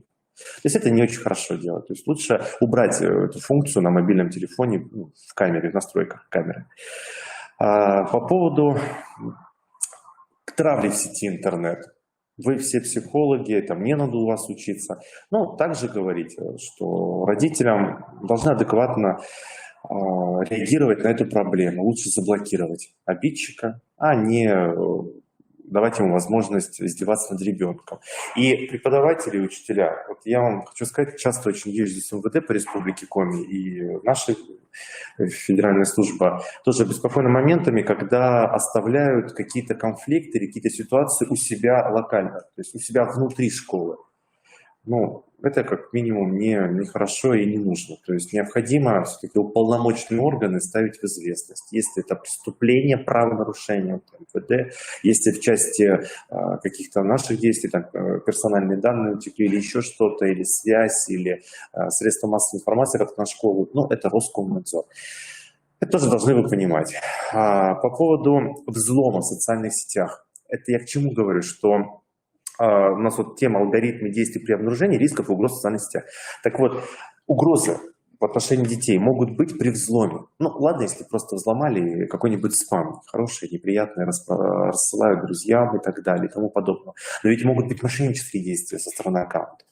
Могут быть и, допустим, раскрытие тайных переписок, ну, не тайных, а личных переписок, либо, может быть, какие-то там документы друг другу кидали в частных сообщениях. Это все может всплыть. Такие ситуации были в Республике Коми, они не редкие и не единичные. Поэтому просто ребятам говорите, что при взломе социальных сетей самое важное – это сменить пароль. Но если доступ к страничке утерян, то необходимо попросить кого-нибудь из знакомых, кто рядышком находится, у кого вы есть друзья, вы это собираете ребенок, чтобы на него пожаловались. Причем там при жалобе можно написать. Есть возможность написать причину жалобы, что аккаунт взломали, просим пока заморозить страничку, чтобы потом человек, ребенок мог эту страничку, так сказать, забрать себе обратно, то есть поменять пароли и подтвердить личность. Но никогда не нужно вестись на такие призывы со социальных сетей, со стороны социальных сетей, как сфотографироваться на фоне паспорта. Но это как минимум незаконно. Подтвердить свою личность можно иными способами. То есть можно привязку к телефону осуществить, к электронной почте и так далее. Но никак не фотографироваться на фоне паспорта, особенно если это делает ребенок. Это тоже вы должны проговаривать с родителями. Не должны, я прошу прощения, вы предлагать можете это. Также советуйте ребятам в школах составлять правильные надежные пароли. Пароли должны быть сложные, не просто делать 3, 4, 5, либо имя, отчество или еще что-нибудь. Пароли должны быть с верхним и нижним регистром, чтобы пароли содержали цифры и обязательно символы. И он должен быть не коротенький. Конечно же, немаловажно использование антивирусных программ, чтобы не было ни взломов, не было ни каких-то угроз со стороны социальных сетей. То есть антивирусные программы, их много. Основных, может быть, 10-15. Можно скачать их в интернете бесплатно, легальные. Если есть деньги, если есть финансирование, то, конечно, скачивайте. То есть более длительные лицензии, более защищенные и так далее.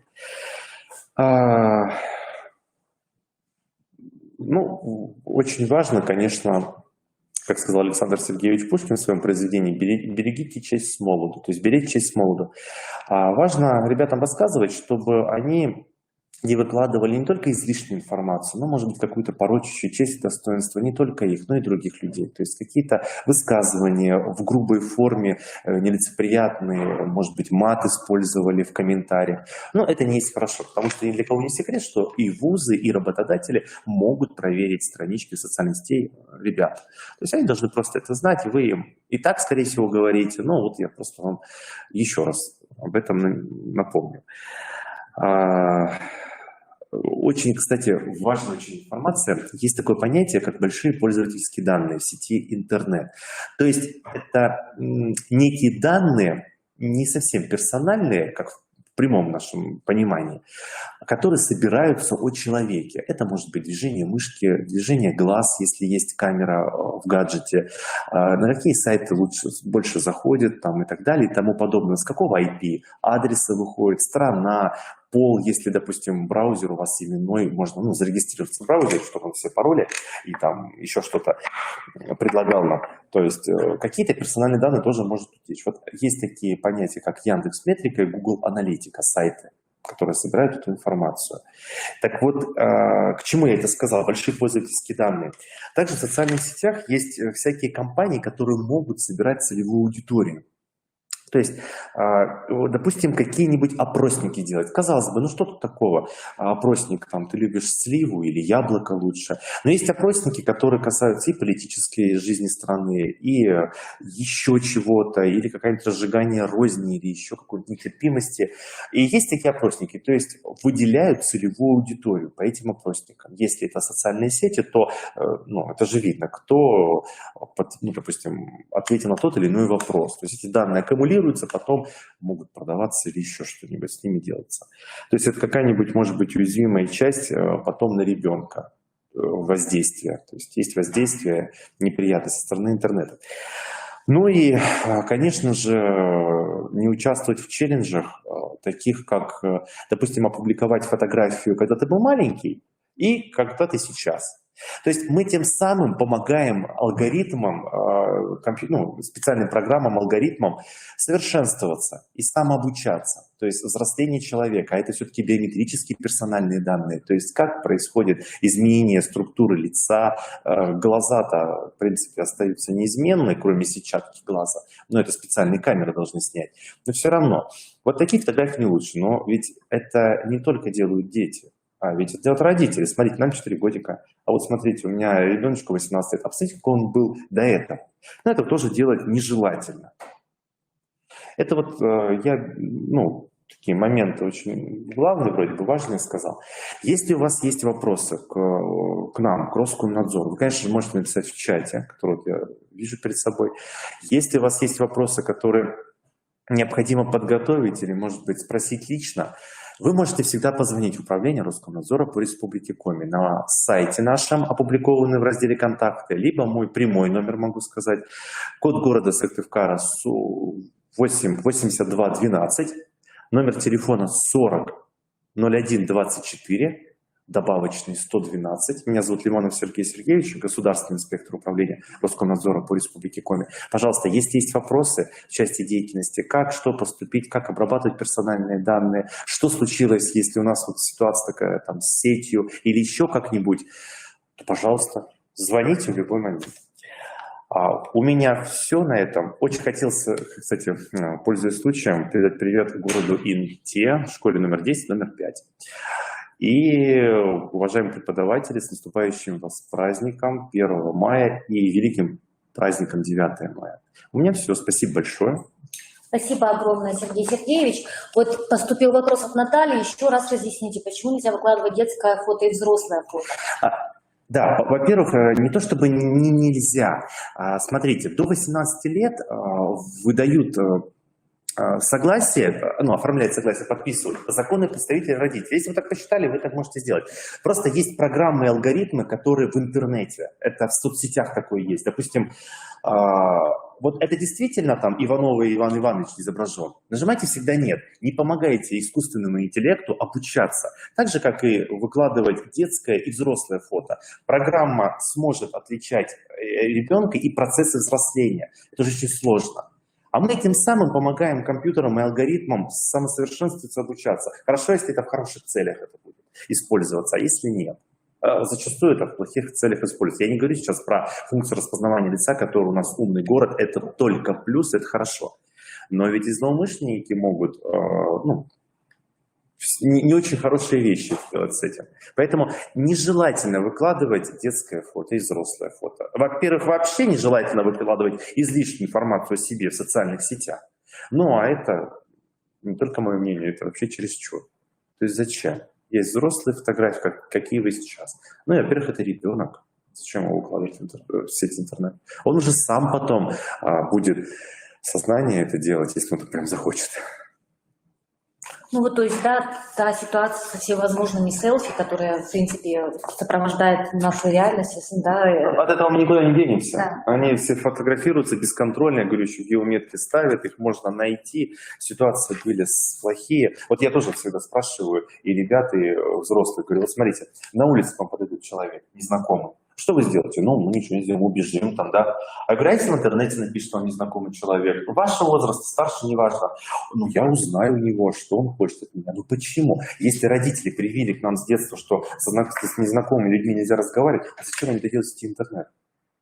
Да. То есть, вот, понимаете, такая ситуация, когда излишние данные в последующем, ведь психологи, кто детям пишет, они могут столько информации от них выяснить, не только о себе, но еще о родителях и так далее. И потом использовать против них же самих, чтобы их же, допустим, взломать или еще что-нибудь. Согласна с вами полностью, Сергей Сергеевич, потому что одно дело, когда, допустим, в сети интернет рекламодатели используют какую-то информацию, которая поступает для того, чтобы, допустим, распространять товар, да? Да. А другое дело, когда есть лишение свободы, да, какие-то мне вчера звонили. Да, начинают воздействовать, а уж тем более неокрепшие умы наши. Они же все равно как психологи, они такие вот, они бывают, я слушаю, как разговаривают, у меня просто племянница позвонили, ей 8 лет, у нее есть телефон, что странно, конечно, для меня, но неважно. Я послушал разговор. Вот вы знаете, я взрослый человек, да я даже, можно сказать, поверил. Но это что такое? То есть, а дети, они же не окрепшие, они же не понимают ничего. Они могут все выложить, как за чистую монету. Ну вот, я понимаю, что вы педагоги, вы преподаватели, у вас огромный стаж работы, вы лучше нас, я говорю, я у вас обучался этому всему. Но вот я вам говорю, какие бывают ситуации по службе. У нас вот приходят такие ситуации, и патовые бывают. И вот поэтому всегда говорим, стараемся рассказывать. Сергей Сергеевич, вот приведите, пожалуйста, примеры таких ситуаций сложных, наиболее сложных для решения из-за какой-то беспечности. Вот, знаете, я всегда вот часто говорю такой части персональных данных, да, раскрытие. Ну, ладно, что, допустим, можно в социальных сетях, там раздел «Документы» есть, которые даже скрыты. Берешь поисковик, пишешь слово «паспорт» и высыпается куча паспортов. А бывают ситуации, когда вот у нас в Республике Коми была ситуация со школой, когда мальчик и девочка, ну, любили, может быть, друг друга. Не буду говорить возраст очень маленький был. Они поссорились, мы интимную фотографию тоже кидали. Мальчик с девочкой поссорились, и мальчик решил отомстить девочке, опубликовал всю переписку в закрытой группе школьной какой-то. Вы представляете, какая травма, ну, вы прекрасно понимаете, да, что там творилось просто с ребенком и вообще ситуация. То есть, вот, чтобы такого не было, вот надо немножко оберегать детей все-таки. И я считаю, ну, должен родительский контроль быть очень сильный. Сейчас мы вот до этого, когда слушали предыдущего оратора, мы сейчас вот с вами переговаривали, что в наше время такого не было. Мне 31 год, в наше время такого не было. А сейчас я прихожу на профилактику в школах и в республике, я диву даюсь, что насколько, ну, какие ситуации могут быть патовые, такие глупые. Вот они поссорились, вроде завтра будут мирились бы, а вот они опубликовали о себе очень оскверняющие плохие фотографии или переписку, или еще что-то. И вот оттуда пошла травля, этот буллинг бесконечный, а это же может жизнь последствия, как психологическая травма, которая скажется потом на всей последующей жизни. Необдуманный такой поступок, вот, глупый. Так же, как и знакомство в сети интернет. Раз случайно там. Ладно, если просто поговорят, а если там встретиться, не дай бог, я всегда говорю родителям, преподавателям, тоже меня поддерживали, хотите там с новым интернет-другом встречаться, пускай родители созвонятся, там, если в одном городе, и встретитесь, но никак не идти одному. У нас есть ведь ролики тоже социальные, у нас на сайте Роскомнадзора в разделе мультимедиа, вот как раз о встрече в сети, когда девочка пришла, вроде с мальчиком переписывалась, а пришла, почему в парке, а там дедушка был взрослый, мужчина. Что всякое может быть, это ведь и воровство детей может быть, и всякие действия всякого характера. Да, наши обучающиеся обеспечены, а мы, к сожалению, не всегда, что называется, осуществляем тот самый контроль, который необходим. Да, преподаватели и учителя молодцы, они действительно много уже надрессированы просто бесконечными семинарами, да, что они знают, что надо поступить. Но вот минус какой бывает, что они у себя внутри это оставляют, чтобы не вышло наружу, чтобы никто ничего не узнал. Это вот плохо. Я сам свидетелем был, когда вот ездил в школы у нас в районы с МВД, вот когда скрывалось случай уже в последующем. Запущенного случая. Там ребенка травят, там бог знает, что происходит. Да, какие-то преступления причем совершаются. Мы не хотели это выносить ссору из избы. Я, честно говоря, я такого не понимаю. Но бывают такие ситуации, когда вот можно решить локально как-то, но зачастую это что-то худшему приводит. Я полностью с вами согласна, потому что очень часто бывает такое, что подросток в случае, когда его, так скажем, да, отмазывают, скажу таким словом, да, потом впоследствии чувствует беспечность, да, и уже надеется на то, что, собственно, он будет и в следующий раз, собственно говоря, поддержан, да, и к сожалению, вот, учащаются какие-то подобные случаи, да, и потом возможны действительно какие-то преступления, и та же самая жизнь обучающегося будет загублена. А мы все-таки должны стоять на страже, оберегать и информировать наших родителей о том, какие риски сопровождаются вот в интернете, да, сопровождают наших ребят, и каким образом мы можем помочь самим нашим ребятам, обучающимся, и каким образом могут помочь нашим ребятам родители. Что ж, спасибо огромное, Сергей Сергеевич, за то, что оставили свои контактные данные, мы с вами свяжемся. Я думаю, что мы предоставим также возможность, да, нашим коллегам и ссылки вот на ваши ресурсы информационные. Пожалуйста, мы для этого и публикуем. У нас Министерство образования, науки и молодежной политики, мы очень часто сотрудничаем, как и с КРИО. Постоянно пользуйтесь и молодцы, обеспечивайте нам возможность, чтобы мы дотянулись до всех уголков Республики Коми. Конечно, пожалуйста, пользуйтесь. У нас есть методички, есть интересный материал, который даже скачать можно. Я специально туда опубликовываю на сайте, чтобы можно было скачать это, распечатать. Где, если я сам прихожу, я стараюсь всегда разводочный материал принести, чтобы... Ну, это, во-первых, удобно, во-вторых, это действительно нравится. Да, Честно вам конечно, скажу. конечно. Наглядность, да, потому что мы, Да. к сожалению, сейчас, да, все больше вот так вот в гаджетах сидим, и воспринимаем картинку, но мы уже говорили. Так мы об для этом. этого и QR-коды сделали, чтобы не Да. в гаджетах сидели. Да. И находили ту нужную ссылку, да. То есть вот важно действительно те ресурсы интернета, которые у нас есть, да, использовать на благо наших обучающихся. Об этом мы поговорим в следующем нашем докладе, да, который озвучиваю я. Это рекомендации по проведению родительских собраний и бесед с родителями, направленных на профилактику интернет-рисков и угроз жизни детей и подростков. Ну что ж, уважаемые коллеги, если мы говорим о рисках мы сегодня говорили много, мы должны все-таки говорить о том, какая помощь может быть оказана родителям именно со стороны нас, педагогов. Ну, во-первых, какой должна быть содержательная квалифицированная помощь родителям просветительского, образовательного и консультационного характера? Она должна быть направлена на восполнение знаний, умений и компетентности родителей в сфере присмотра, ухода, воспитания и образования детей, на формирование у родителей представления о своих правах и обязанностях. Такая помощь должна способствовать формированию способности к осознанному выбору траектории развития детей и средств обеспечения реализации таких траекторий. Такая помощь должна помогать в поиске, быть организована в поиске ответов на возникающие вопросы в области реализации своей родительской позиции. Она должна способствовать осознанию потенциала и рисков выбираемой стратегии воспитания и образования своих детей, последствий собственных действий. А также помощь должна быть направлена на формирование необходимых знаний в области потребностей детей разного возраста, детской психологии, закономерности детского развития.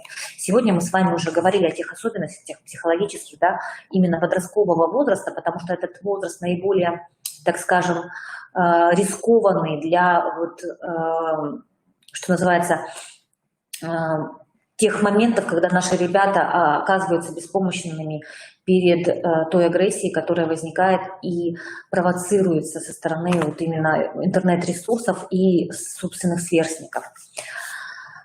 Далее, уважаемые коллеги, обращаем ваше внимание, что профилактика интернет-рисков и угроз жизни подростков в образовательной сфере – это прежде всего функции, да, классного руководителя, тех педагогов, которые сопровождают образовательный процесс. Если мы говорим о тех рисках, то на самом деле крайняя форма, да, это суицидальное поведение, которое которому склонны подростки и которые нам демонстрируют, да, может быть, для привлечения внимания больше, да, ребята, которые попали в трудную жизненную ситуацию. Для того, чтобы вот избежать таких проблем, очень важно создавать благоприятный климат в классе, укреплять самоуважение и положительную самооценку обучающихся, поощрять выражение чувств и эмоций, предотвращать буллинг, да, то, о чем говорила сегодня Юлия Валентиновна, проводить разъяснительную работу с подростками о различных интернет-ресурсах, мошенничестве в интернете, злоупотребление доверия пользователей, включающим намеренные технические атаки, хищение личных данных, их использование в незаконных целей, финансовые махинации, управление желаниями, действиями, поведением другого человека. Вот тоже нам очень подробно об этом рассказал Сергей Сергеевич, да, каким образом, да, были открыты случаи уже такого, скажем, усиленного, да, усугубленной ситуации, да, усиленного действия со стороны одноклассников по отношению к одному сверстнику, такого гипербуллинга, да, уже в острой форме. Разъяснение подростков принципов и способов защиты от таких рисков, как посещать надо только конкретные сайты, содержащие проверенную информацию. Нельзя добавлять друзья незнакомцев, делиться с ними личной информацией, отправлять им фото и видео, следовать их указаниям и выполнять их задания. Конкретную информацию о группах среди подростков распространять тоже нельзя, так как это может побудить человека и возникнуть у него желание, интерес найти такую группу, принять в этих группах участие, проверить себя на прочность, что может закончиться неблагополучно. Да? То есть если мы говорим о тех группах, которые возникали, да, к подталкиванию детей к так называемому суицидальному поведению, когда ребят заманивали в группы риска, да, и диктовали им условия, выводили из психологического, да, равновесия, и ребята могли подвергнуть свою жизнь опасности. Разъяснительная работа должна строиться на основе принципов ценности жизни и свободы вообще, значимости жизни и свободы каждого отдельного человека, его прав на защиту жизни и благополучия. Важно чаще обращать внимание на позитивные моменты жизни, ее яркие краски, подчеркивать положительное их поведение детей, помогать им быть успешными в реальной жизни, в общении со сверстниками, в учебе, во внеурочной деятельности, проявлять к ним искренний интерес, показывать, что все проблемы преодолимы. Педагогической альтернативой влиянию деструктивных интернет-сообществ может стать создание групп конструктивной направленности, где ведется обсуждение значимых и интересных дел для школьников, тем, открытое доверительное общение с детьми, а также с родителями. Также очень важно поддержание тесного контакта с родителями школьников, организация встреч и бесед при проявлении в поведении подростка тревожных сигналов или неблагополучия. Очень важно содействовать развитию подростков устойчивости к трудным жизненным ситуациям. Это может осуществляться за счет обсуждения реальных трудных ситуаций, происходящих с подростками, ситуаций, описанных в литературе и других ситуациях. Акцент ставится на способы поведения в трудных ситуациях, вариантах разрешения проблемы. Могут быть проведены специальные тренинговые, неурочные, направленные на развитие навыков преодоления трудных ситуаций, занятия, да, то есть подключать важно школьного психолога и вообще наблюдать внимательно за своими обучающимися в классе, да, и действительно держать руку на пульсе, реагируя на те сложности, которые вы видите в изменении поведения, настроения ваших ребят. Очень важно информировать подростков о способах получения помощи в трудных ситуациях, о специалистах, которые могут такую помощь оказать, и создавать вот ту доверительную атмосферу, которую, да, которая может быть благополучна для ребят впоследствии, да, то есть, потому что пойти к педагогу-психологу со своей проблемой – это в коем случае не наказание для ребенка, да, это в первую очередь внимание к нему. То есть почему ребята идут вот на такие риски, да?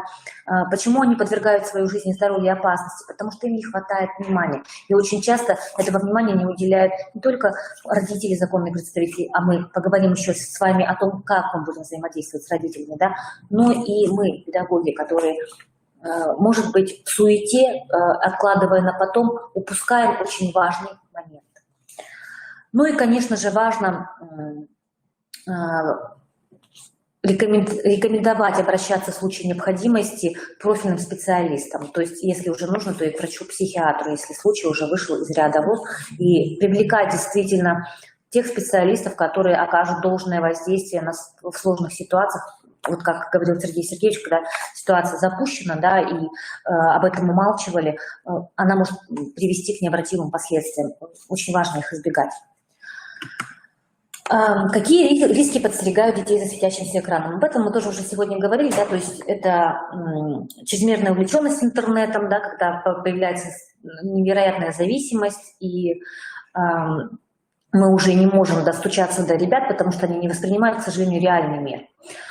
Также ребенок может быть вовлечен в экстремистские или иные опасные сообщества и группы. Да, вот примеры тоже были, и примеры суицидальных групп, и примеры экстремистских групп, и примеры политического влияния, когда пытаются ребят, неокрепших сознанием, да, и вот с той позиции неприятия, может быть, какой-то даже агрессии, да, по проявлению, по отношению к правовым каким-то, да, нормам, используют их часто очень люди в своих целях и привлекают вот именно ребят, потому что они, правда, готовы к риску, не чувствуют страха смерти, страха опасности, каких-то последствий, каких-то наказаний, и вот идут на такие сомнительные, собственно говоря, предложения, которые поступают от обученных, как сказал Сергей Сергеевич, действительно психологов в своем деле, опасных для ребят людей и групп, и сообществ. Также ребенок может стать жертвой мошенников, понести финансовые и моральные затраты, об этом тоже важно говорить. Он может встречаться с агрессией, грубым обращением или травлей в социальных сетях. Да, очень важно, чтобы просто, вот, как мы, да, реагируем сами, да, зачастую. Не нравится нам общаться, да, с плохим человеком, ну, или плохим, или, наверное, нельзя так сказать про человека, может быть, он находится в ситуации сложной, да, но если мы чувствуем, что вот общение с какими-то людьми, которые, к сожалению, нам неприятно и доставляют беспокойство, и более того, мешают, да, конструктивному взаимодействию, действуют деструктивно, просто избегать этого общения, вот и все. То же самое здесь, то же самое в сетях. Детей подкупает возможность быть неузнанными и общаться, да, с каким-то врагом, так называемым, воевать с ним, но при этом не попадаются на удочку, попадаются в зависимость и уже реагируют. Это ведет за собой подавление в состоянии, в общем, психологическом и агрессии внешней, да, то есть проявления вот такие со стороны ребят по отношению и к сверстникам, и к родителям, и к педагогам. А также возможно попадание на сайты, содержащие информацию, наносящую вред еще не окрепшей психике и эмоциональному самочувствию. Да, правда. Забив в поисковой строке многие различные какие-то сообщения, да, мы можем попасть на страницы, к сожалению, с такой информацией, которая может просто шокировать неокрепшее сознание и интеллект наших подрастающих ребят. Как родителям заметить, что ребенок находится в рискованной группе соцсети? Об этом важно говорить на родительских собраниях и в личных беседах с ребятами, если вы вдруг видите, что ситуация с каким-то конкретным ребенком, к сожалению, вызывает у вас обеспокоенность. Здесь очень важно беспричинно, да, наблюдать за беспричинным изменением поведения, да, если не было какой-то причины ярко выраженной, да, но ребенок вдруг ведет себя очень странно. Нарушение сна, да, общительный подросток становится вдруг замкнутым, какие-то изменения в его обычных проявлениях, да, использует вообще не только односложные ответы, находится, что называется, на своей волне. Потом пренебрежительное отношение к своей внешности вдруг возникает у подростков, которые раньше не были в этом замечены. То есть они перестают вдруг умываться, чистить зубы, одеваются неопрятно, да, то есть они явно находятся под влиянием либо воздействием какого-то препарата. Публикация на своей страничке мрачных образов или цитат, связанных со смертью. Явная замедленность темпа речи, монотонность, разговоры о бессмысленности жизни, действия, которые можно трактовать как прощание, завершение, непривычный разговор о любви к родителям, попытки закончить проекты и дела, раздраивание любимых вещей друзьям. То есть вот если мы говорим о суицидальных рисках, да, которые возможны при попадании в какую-то группу или под влиянием каких-то преступных, так скажем, даже группировок, да, вот такие причины очень важно вовремя открыть, да, и действительно привлечь внимание родителей к своему обучающимся, потому что вот этот контроль важно обеспечить не только в школе, да, и то там посредством гаджетов, которые всегда под рукой, да, можно выйти куда угодно и на переменке, и даже в классе, находясь на уроке. Поэтому здесь, конечно, нужна и необходима бдительность.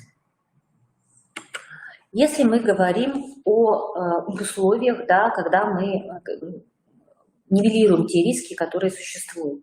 Очень важно создать благоприятную эмоционально-психологическую атмосферу в окружении ребенка. И в семье, и в школе, и в классе. То есть вот именно во взаимодействии с родителями, законными представителями, именно во взаимодействии с одноклассниками, с учителями, предметниками, вот такая благоприятная эмоциональная атмосфера может быть создана.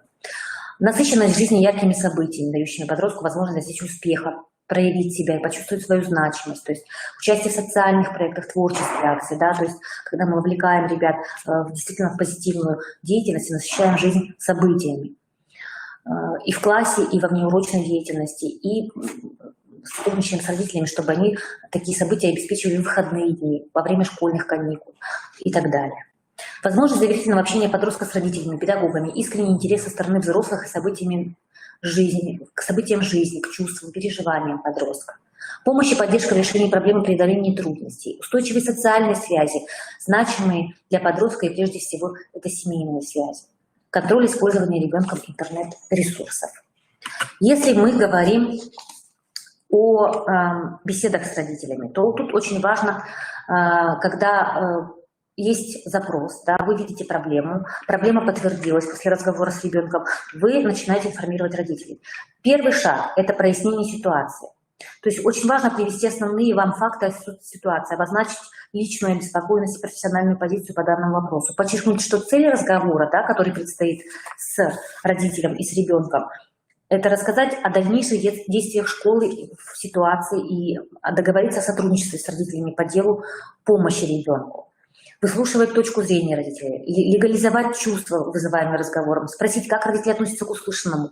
У нас с вами разговор не на простую тему. Это может вызвать тревогу, раздражение, беспокойство. Как вы относитесь к тому, что услышали сейчас от меня? Выслушайте родителя, поговорите о тех чувствах, которые заметили у него. Будьте готовы к возможной агрессии или проявлению беспомощности. Работа с сопротивлением необходима. Сохраняйте спокойствие. Важно помнить, что перед вами человек, который только что узнал пугающую информацию о своем ребенке. Естественная реакция на это – сопротивление. Человек может начать отрицать правдивость услышанного или степень серьезности последствий для ребенка, злиться на вас за то, что вы ему об этом сказали, оправдаться или обвинить окружающих, формально соглашаться со всем, оставаясь безучастным, впадать в беспомощное состояние. То есть, уважаемые коллеги, да, мы с вами профессионалы, у нас за плечами действительно педагогическое, психологическое образование. У родителей не всегда оно имеется. И, как говорится, да, очень часто проблемы с ребенком бывают и у семейных педагогов, потому что на работе, да, мы можем быть профессионалами и действовать по алгоритму определенному. В домашних условиях мы уже включаем те эмоции, которые нами овладевают, потому что мы находимся дома и уже хотим действительно, что называется, где-то, может быть, себя расслабить, да, и, так скажем, ослабить свои какие-то позиции и оставить без внимания своих родных ребят, детей. Поэтому тут очень важно действительно подключаться и подключать этих специалистов. Первый шаг, то есть алгоритм, очень важен четкий алгоритм действий. То есть первый шаг – это проявление уважения к сопротивлению родителей, да, которые возможны с их стороны. Важно дать понять родителю, что вы видите, что с ним происходит, и что в его ситуации чувство – это нормально. Например, похоже, что вам не хочется верить, что такое может быть с вашим ребенком. Думаю, любой на вашем месте предпочел бы, чтобы услышанное не было правдой. Да? И вы об этом говорите и обсуждаете. Второй шаг – это исследование сопротивления. Выслушиваете отклик родителя, поясните, что именно заставляет не верить в происходящее, что вызывает ощущение беспомощности. Если родитель злится, то на то или на кого именно. За злостью в такой ситуации часто скрывается страх. Когда человек видит, что его переживания приняты, не осуждается то сопротивление, а сопротивление уменьшается. Третий шаг – это разъяснение. После прояснения причин сопротивления расскажите родителю о том, что предполагается делать дальше для помощи ребенку. Постановка в группу риска, составление плана коррекции, с которым родитель будет ознакомлен. Особо останавливайтесь на тех моментах, которые вызвали сопротивление. Если есть тревога о безопасности, то о том, что цель работы с ребенком и его семьей – помощь, а не наказание. А постановки на учет – это не то же самое, что учет за хулиганство. Такой вид учета означает, что ребенок находится в трудной ситуации и нуждается в педагогической, психологической помощи. А значит, школа, психологический центр и другие ведомства должны будут эту помощь ребенку оказать. Четвертый шаг – это проверка. Спросите у родителя, остались ли непроясненные моменты. Если да, проясните. Если нет, попросите родителя рассказать о своем видении ситуации с ребенком. Очень важно действовать во взаимодействии с родителями тесном и иметь доверительные отношения не только с ребятами, но и с родителями, законными представителями. И следующим шагом это, конечно, те рекомендации, которые мы будем давать для того, чтобы обезопасить наших ребят. Как сказал Сергей Сергеевич, есть популярные программные средства, которые помогут защитить ребенка от нежелательной информации в интернете. Это те фильтры, которые мы можем предложить. Родительский контроль, который мы можем установить на наших гаджетах, в наших компьютерах, на наших телевизорах, которые также имеют доступ к интернету. Тут приведены некоторые примеры, их, конечно, значительно большее количество, и я думаю, что об этом тоже можно узнать, в том числе через интернет-ресурсы. Наталья задает вопрос о материалах. Да, материалы будут предоставлены, они появятся в доступе для скачивания сразу после окончания нашего сегодняшнего семинара и в том числе нашего сегодняшнего диалога. Основные принципы построения беседы с ребенком. Да? То есть, посмотрите, мы вам дали тут алгоритм действий при беседе с родителями. Основные принципы построения беседы с ребенком также являются так скажем, приемлемыми и для родителей в обращении с детьми, и для педагогов в обращении с ребятами в своей работе, да, во взаимодействии, потому что здесь учтены важные психологические аспекты действительно эффективного взаимодействия, эффективного и эмоционального. То есть очень важно постараться нормализовать собственное эмоциональное состояние, исключить панику и другие осложняющие реакции. Уделить все внимание собеседнику, смотреть прямо на него, расположившись удобно, без напряжения напротив него, не через стол, то есть рядышком, глаза в глаза. Вести беседу так, как будто вы обладаете неограниченным запасом времени, и важнее этой беседы для вас сейчас ничего нет. В процессе беседы целесообразно не вести никаких записей, не просматривать на часы, не выполнять каких-либо попутных дел. То есть вот определить важность взаимодействия с ребятами, очень важно. Учите, что нотации, уговариваем, менторский тон речи неэффективны и вредны. Это лишь убедит подростка, что взрослый, который с ним разговаривает, его не понимает. Не приглашайте на беседу подростка через третьих лиц, да, то есть это должен быть действительно интимный, важный разговор тет-а-тет, с глазу на глаз. При выборе места беседы главное, чтобы не было посторонних лиц. Никто не должен прерывать разговор, сколько бы он ни продолжался. Внимательно относитесь ко всему сказанному ребенком. Обращайте внимание даже на самые незначительные, на первый взгляд, обиды и жалобы. Подросток может явно не показывать свои чувства, но вместе с тем испытывать сильнейшие переживания. Важно обсуждать, открыто обсуждать планы и проблемы. Это снимает тревожность. Ни в коем случае не проявлять агрессию именно родителям по отношению к ребятам. Ну, по педагогам-то понятно, да, то есть важно родителей к этому, так скажем, подталкивать. Постараться не выражать потрясения от того, что услышали, да, продолжать ту самую доверительную беседу, если ребенок вдруг открывает какие-то свои действительно проблемы, о которых вы не имели представления до сих пор. Будьте внимательны даже к шутливым разговорам на тему нежелания жить. Любую другую угрозу следует воспринимать всерьез. Подчеркивайте временный характер проблем, вселяйте надежду, расскажите о своих, возможно, схожих переживаниях и о том, как и при каких обстоятельствах вы смогли справиться с ними. Укрепляйте силы ребенка, внушайте им, что с любой кризисной ситуацией можно справиться, но не обесценивайте переживания ребенка, это очень важно. Необходимо искать конструктивные выходы из ситуации, попросить ребенка совместно с вами поразмышлять над альтернативными решениями, которые, возможно, окажутся на первый взгляд невыполнимыми, абсурдными, которые еще не проходили подростку в голову. Да? Необходимо, чтобы ребенок точно понял, в чем его проблема и как можно точнее определил, что ее усугубляет. В конце разговора очень важно и родителю, и педагогу заверить ребенка в том, что без его согласия вы не расскажете никому о состоявшемся разговоре. Заверьте ребенка в своей поддержке и любой трудной для него ситуации.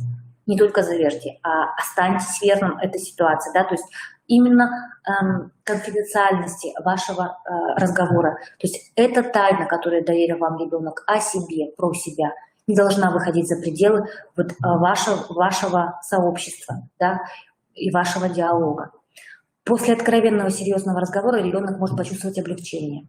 Но через какое-то время может опять вернуться к негативным мыслям. Поэтому важно не оставлять подростка в одиночестве, даже после успешного разговора. Проявляйте настойчивость.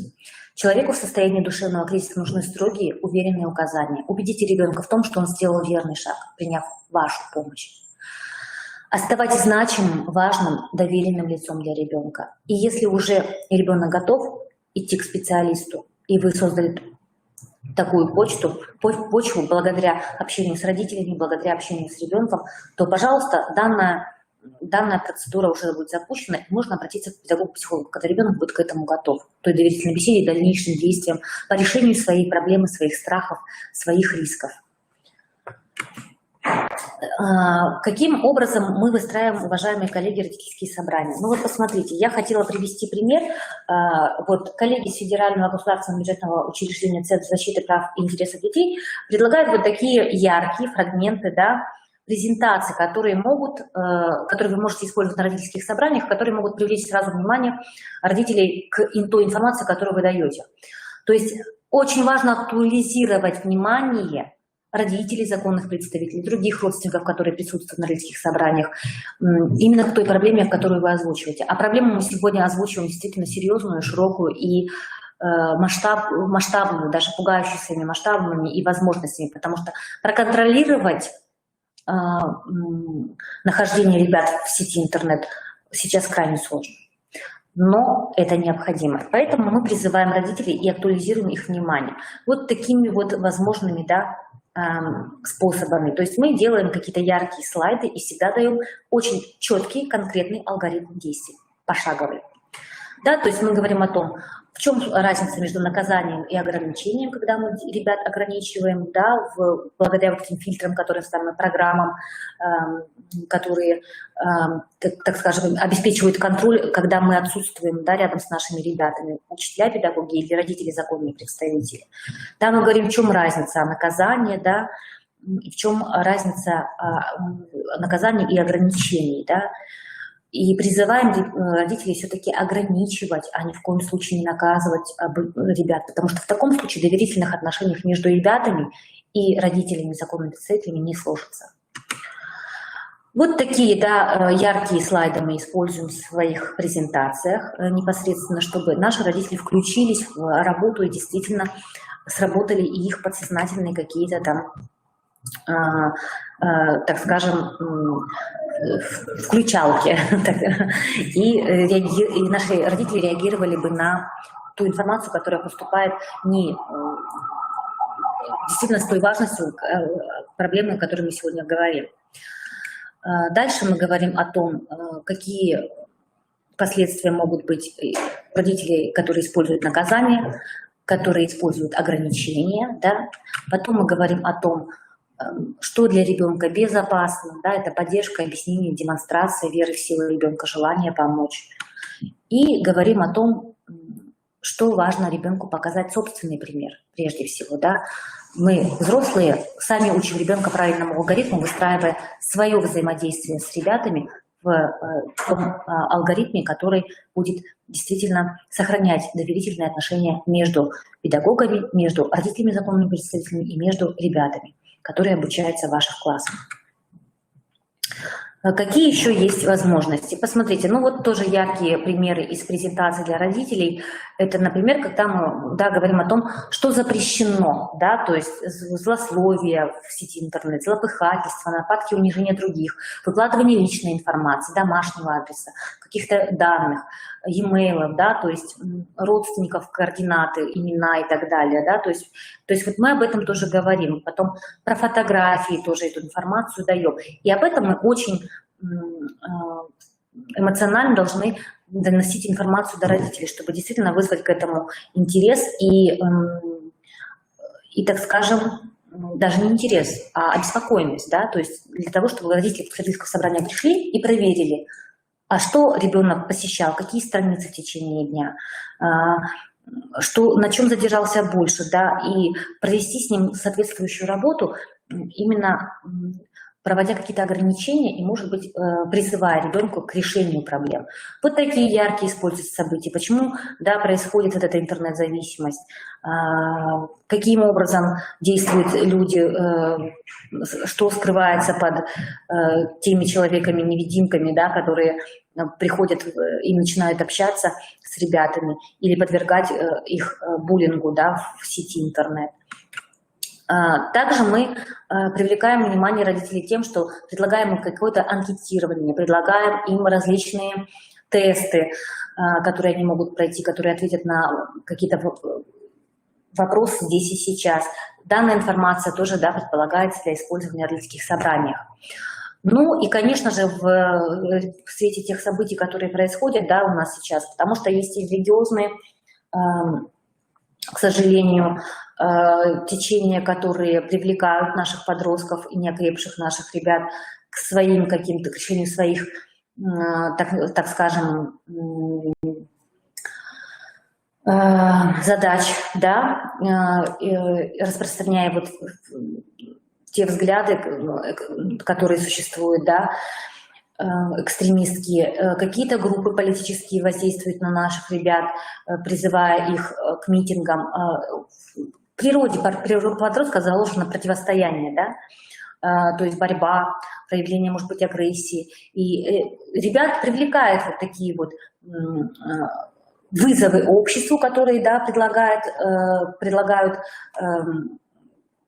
люди, пользующиеся вот этим ресурсом, да, нашими ребятами, обучающимися, которые еще не окрепли в своей позиции, которые не имеют опыта, собственно говоря, не знают, так скажем, что такое хорошо и что такое плохо, и можно навязать, что же хорошо и что на самом деле плохо. И вот наши коллеги из Центра психологии, педагогической, медицинской и социальной помощи, да, вот предложили нам достаточно яркий материал, который тоже может быть использован на родительских собраниях, да, когда мы говорим родителям о тех федеральных законах, которые существуют, о собраниях, митингах, демонстрациях, шествиях, пикетированиях, да, мы говорим о том, что такое несогласованное публичное мероприятие, о тех последствиях, которые возникают, если участвуют, в том числе несовершеннолетние, в несогласованных публичных мероприятиях, с какого возраста какие штрафы могут быть наложены на родителей, законных представителей, да, в части, когда такие ребята, к сожалению,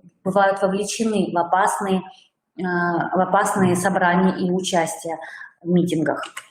Далее мы говорим о том, какие штрафы существуют для ребят, о тех статьях закона, которые регламентируют данный процесс, да, и мы говорим непременно о той ответственности, которую несут сами родители или законные представители несовершеннолетних, да, и то, что реально действует и, к сожалению, присутствует в нашей жизни сейчас.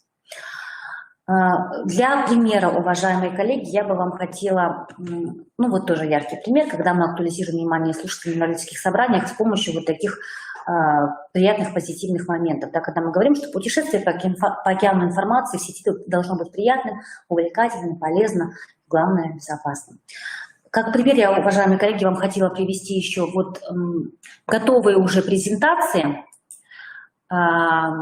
В 2017 году после тех групп суицидальных, которые стали активизироваться в сети интернет, и подростки, которые, к сожалению, стали жертвами данных групп, в Центре защиты прав и интересов детей были созданы различные ресурсы, которые помогают и обеспечивают, так скажем, материалом наших педагогов. И их несложно найти в сети интернет, но мы вам также предложим здесь и сейчас, после нашего семинара, данные материалы для использования в работе. То есть вот такие используются для демонстрации на родительских собраниях презентации. То есть, посмотрите, очень четкие алгоритмы, да, всегда пошаговые, когда мы можем родителей мобилизировать, да, и обратить вот действительно к проблеме, которая существует в реальности и угрожает нам серьезными последствиями. То есть мы говорим, для чего мы собрались, мы призываем, актуализируем, да, собственный опыт родителей, законных представителей, говорим о тех изменениях, которые происходят в подростковом возрасте, почему подростки уязвимы, что может стать угрозой для ребят. Говорим о тех хэштегах, которые существуют, опасных, сейчас их стало еще больше. Говорим об опасных группах в сети интернет. Обращаем внимание только родителей, отмечу, потому что детей мы можем из этой излишней информации только заинтересовать. Говорим о подростках группы риска и о признаках таких подростков, о показателях участия ребенка в опасных группах. Обращаем внимание на те знаки, которые должны взбудоражить родителей, да, должны их обратить к вниманию, к своему ребенку, к своему ребенку и к тому, что происходит в его жизни даже в ночное время, да, когда ребята могут просто вот выходить в группы и подвергать свою жизнь и здоровье опасности. Ну и дать тот алгоритм действий, который помогает предотвратить беду возможную, да, которая может случиться с ребятами в семьях. Ну вот это вот те, да, необходимые действия, которые важно принять родителям. Сохранять спокойствие, оценивать степень своего собственного участия, установить действительно доверительный контакт с ребенком и с учителем, что очень важно, классным руководителем, да, потому что ребенок должен действительно быть под контролем в течение всего возможного пребывания и в школе, и за пределами школы. Поддерживать доверительные отношения с ребенком. Создавать домашнюю традицию, ежедневно обсуждать проблемы и трудности, да, с ребенком, то есть вот ту комфортную обстановку и микроклимат обеспечивать ребенка и в классе, и в домашней обстановке. Контролировать пребывание ребенка в сети с помощью технических средств, да, о которых мы тоже уже говорили.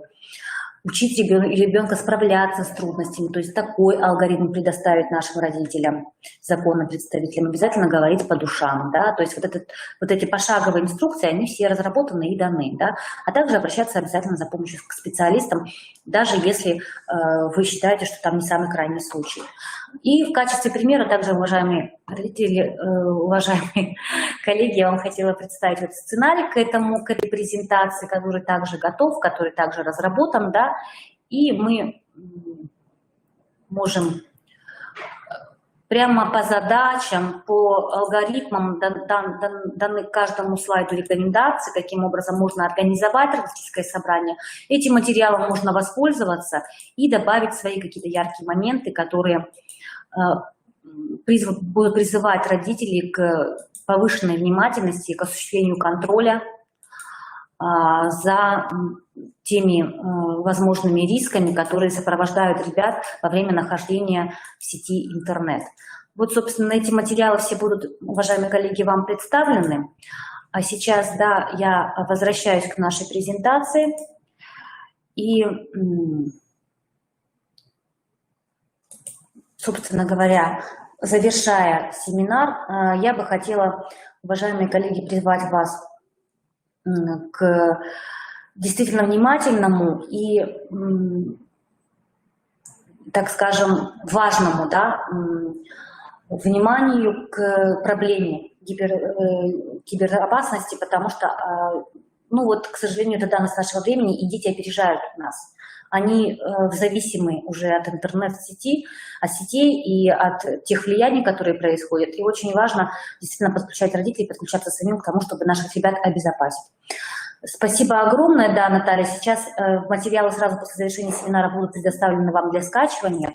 Еще есть вопросы, если я не ошибаюсь, да, Александр Михайлович? Вот сверху в строке вопроса.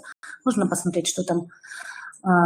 Младшие покажут телефон, а старшие даже в руки не дадут. Личное мнение, да, там, как комментировала Людмила. Ну, да, я соглашусь с вами, что требовать телефон или забирать его это сложно. Конечно, есть некоторые приемы, когда учителя справляются с этой ситуацией, да, например, там, сделать коробочку банк данных, да, там, сложить на какое-то время. Но тут, конечно, важно действительно работать с родителями, законными представителями и с ребятами, с одноклассниками, потому что если ребенок не услышит вас, то он, возможно, услышит влиятельного одноклассника, с которым, в свою очередь, можете поработать вы. Ну, то есть тут есть масса возможностей влиять на ситуацию. Очень важно не опускать руки, не говорить о том, что вот, а что мы сделаем, а каждый день, каждый час действительно держать под контролем эту ситуацию, настраивать себя и вот, учитывая те рекомендации, которые мы сегодня вам дали, обеспечивать это доверительное отношение как можно больше. И действительно привлекать к решению вопросов всех возможных участников образовательного процесса. Спасибо огромное, уважаемые коллеги, за внимание. Я надеюсь, что у нас сегодняшний республиканский семинар «Профилактика воздействия на обучающихся проявлениях экстремизма, интернет-рисков и угроз жизни детей и подростков» для вас был полезен. Если возникают какие-то вопросы, вы можете с ними обращаться к нам. Мы всегда с радостью ответим и организуем также вновь по запросу событие, которое будет вам полезным и действительно необходимым для решения ваших индивидуальных проблем. Всего доброго, до новых встреч, майских интересных, ярких праздников, безопасных, самое главное, и, конечно же, подготовки к летнему отдыху и к окончанию учебного года, потому что тут важно, если мы говорим о сети интернет, наших ребят максимально обезопасить. Всего доброго, до свидания, до новых встреч.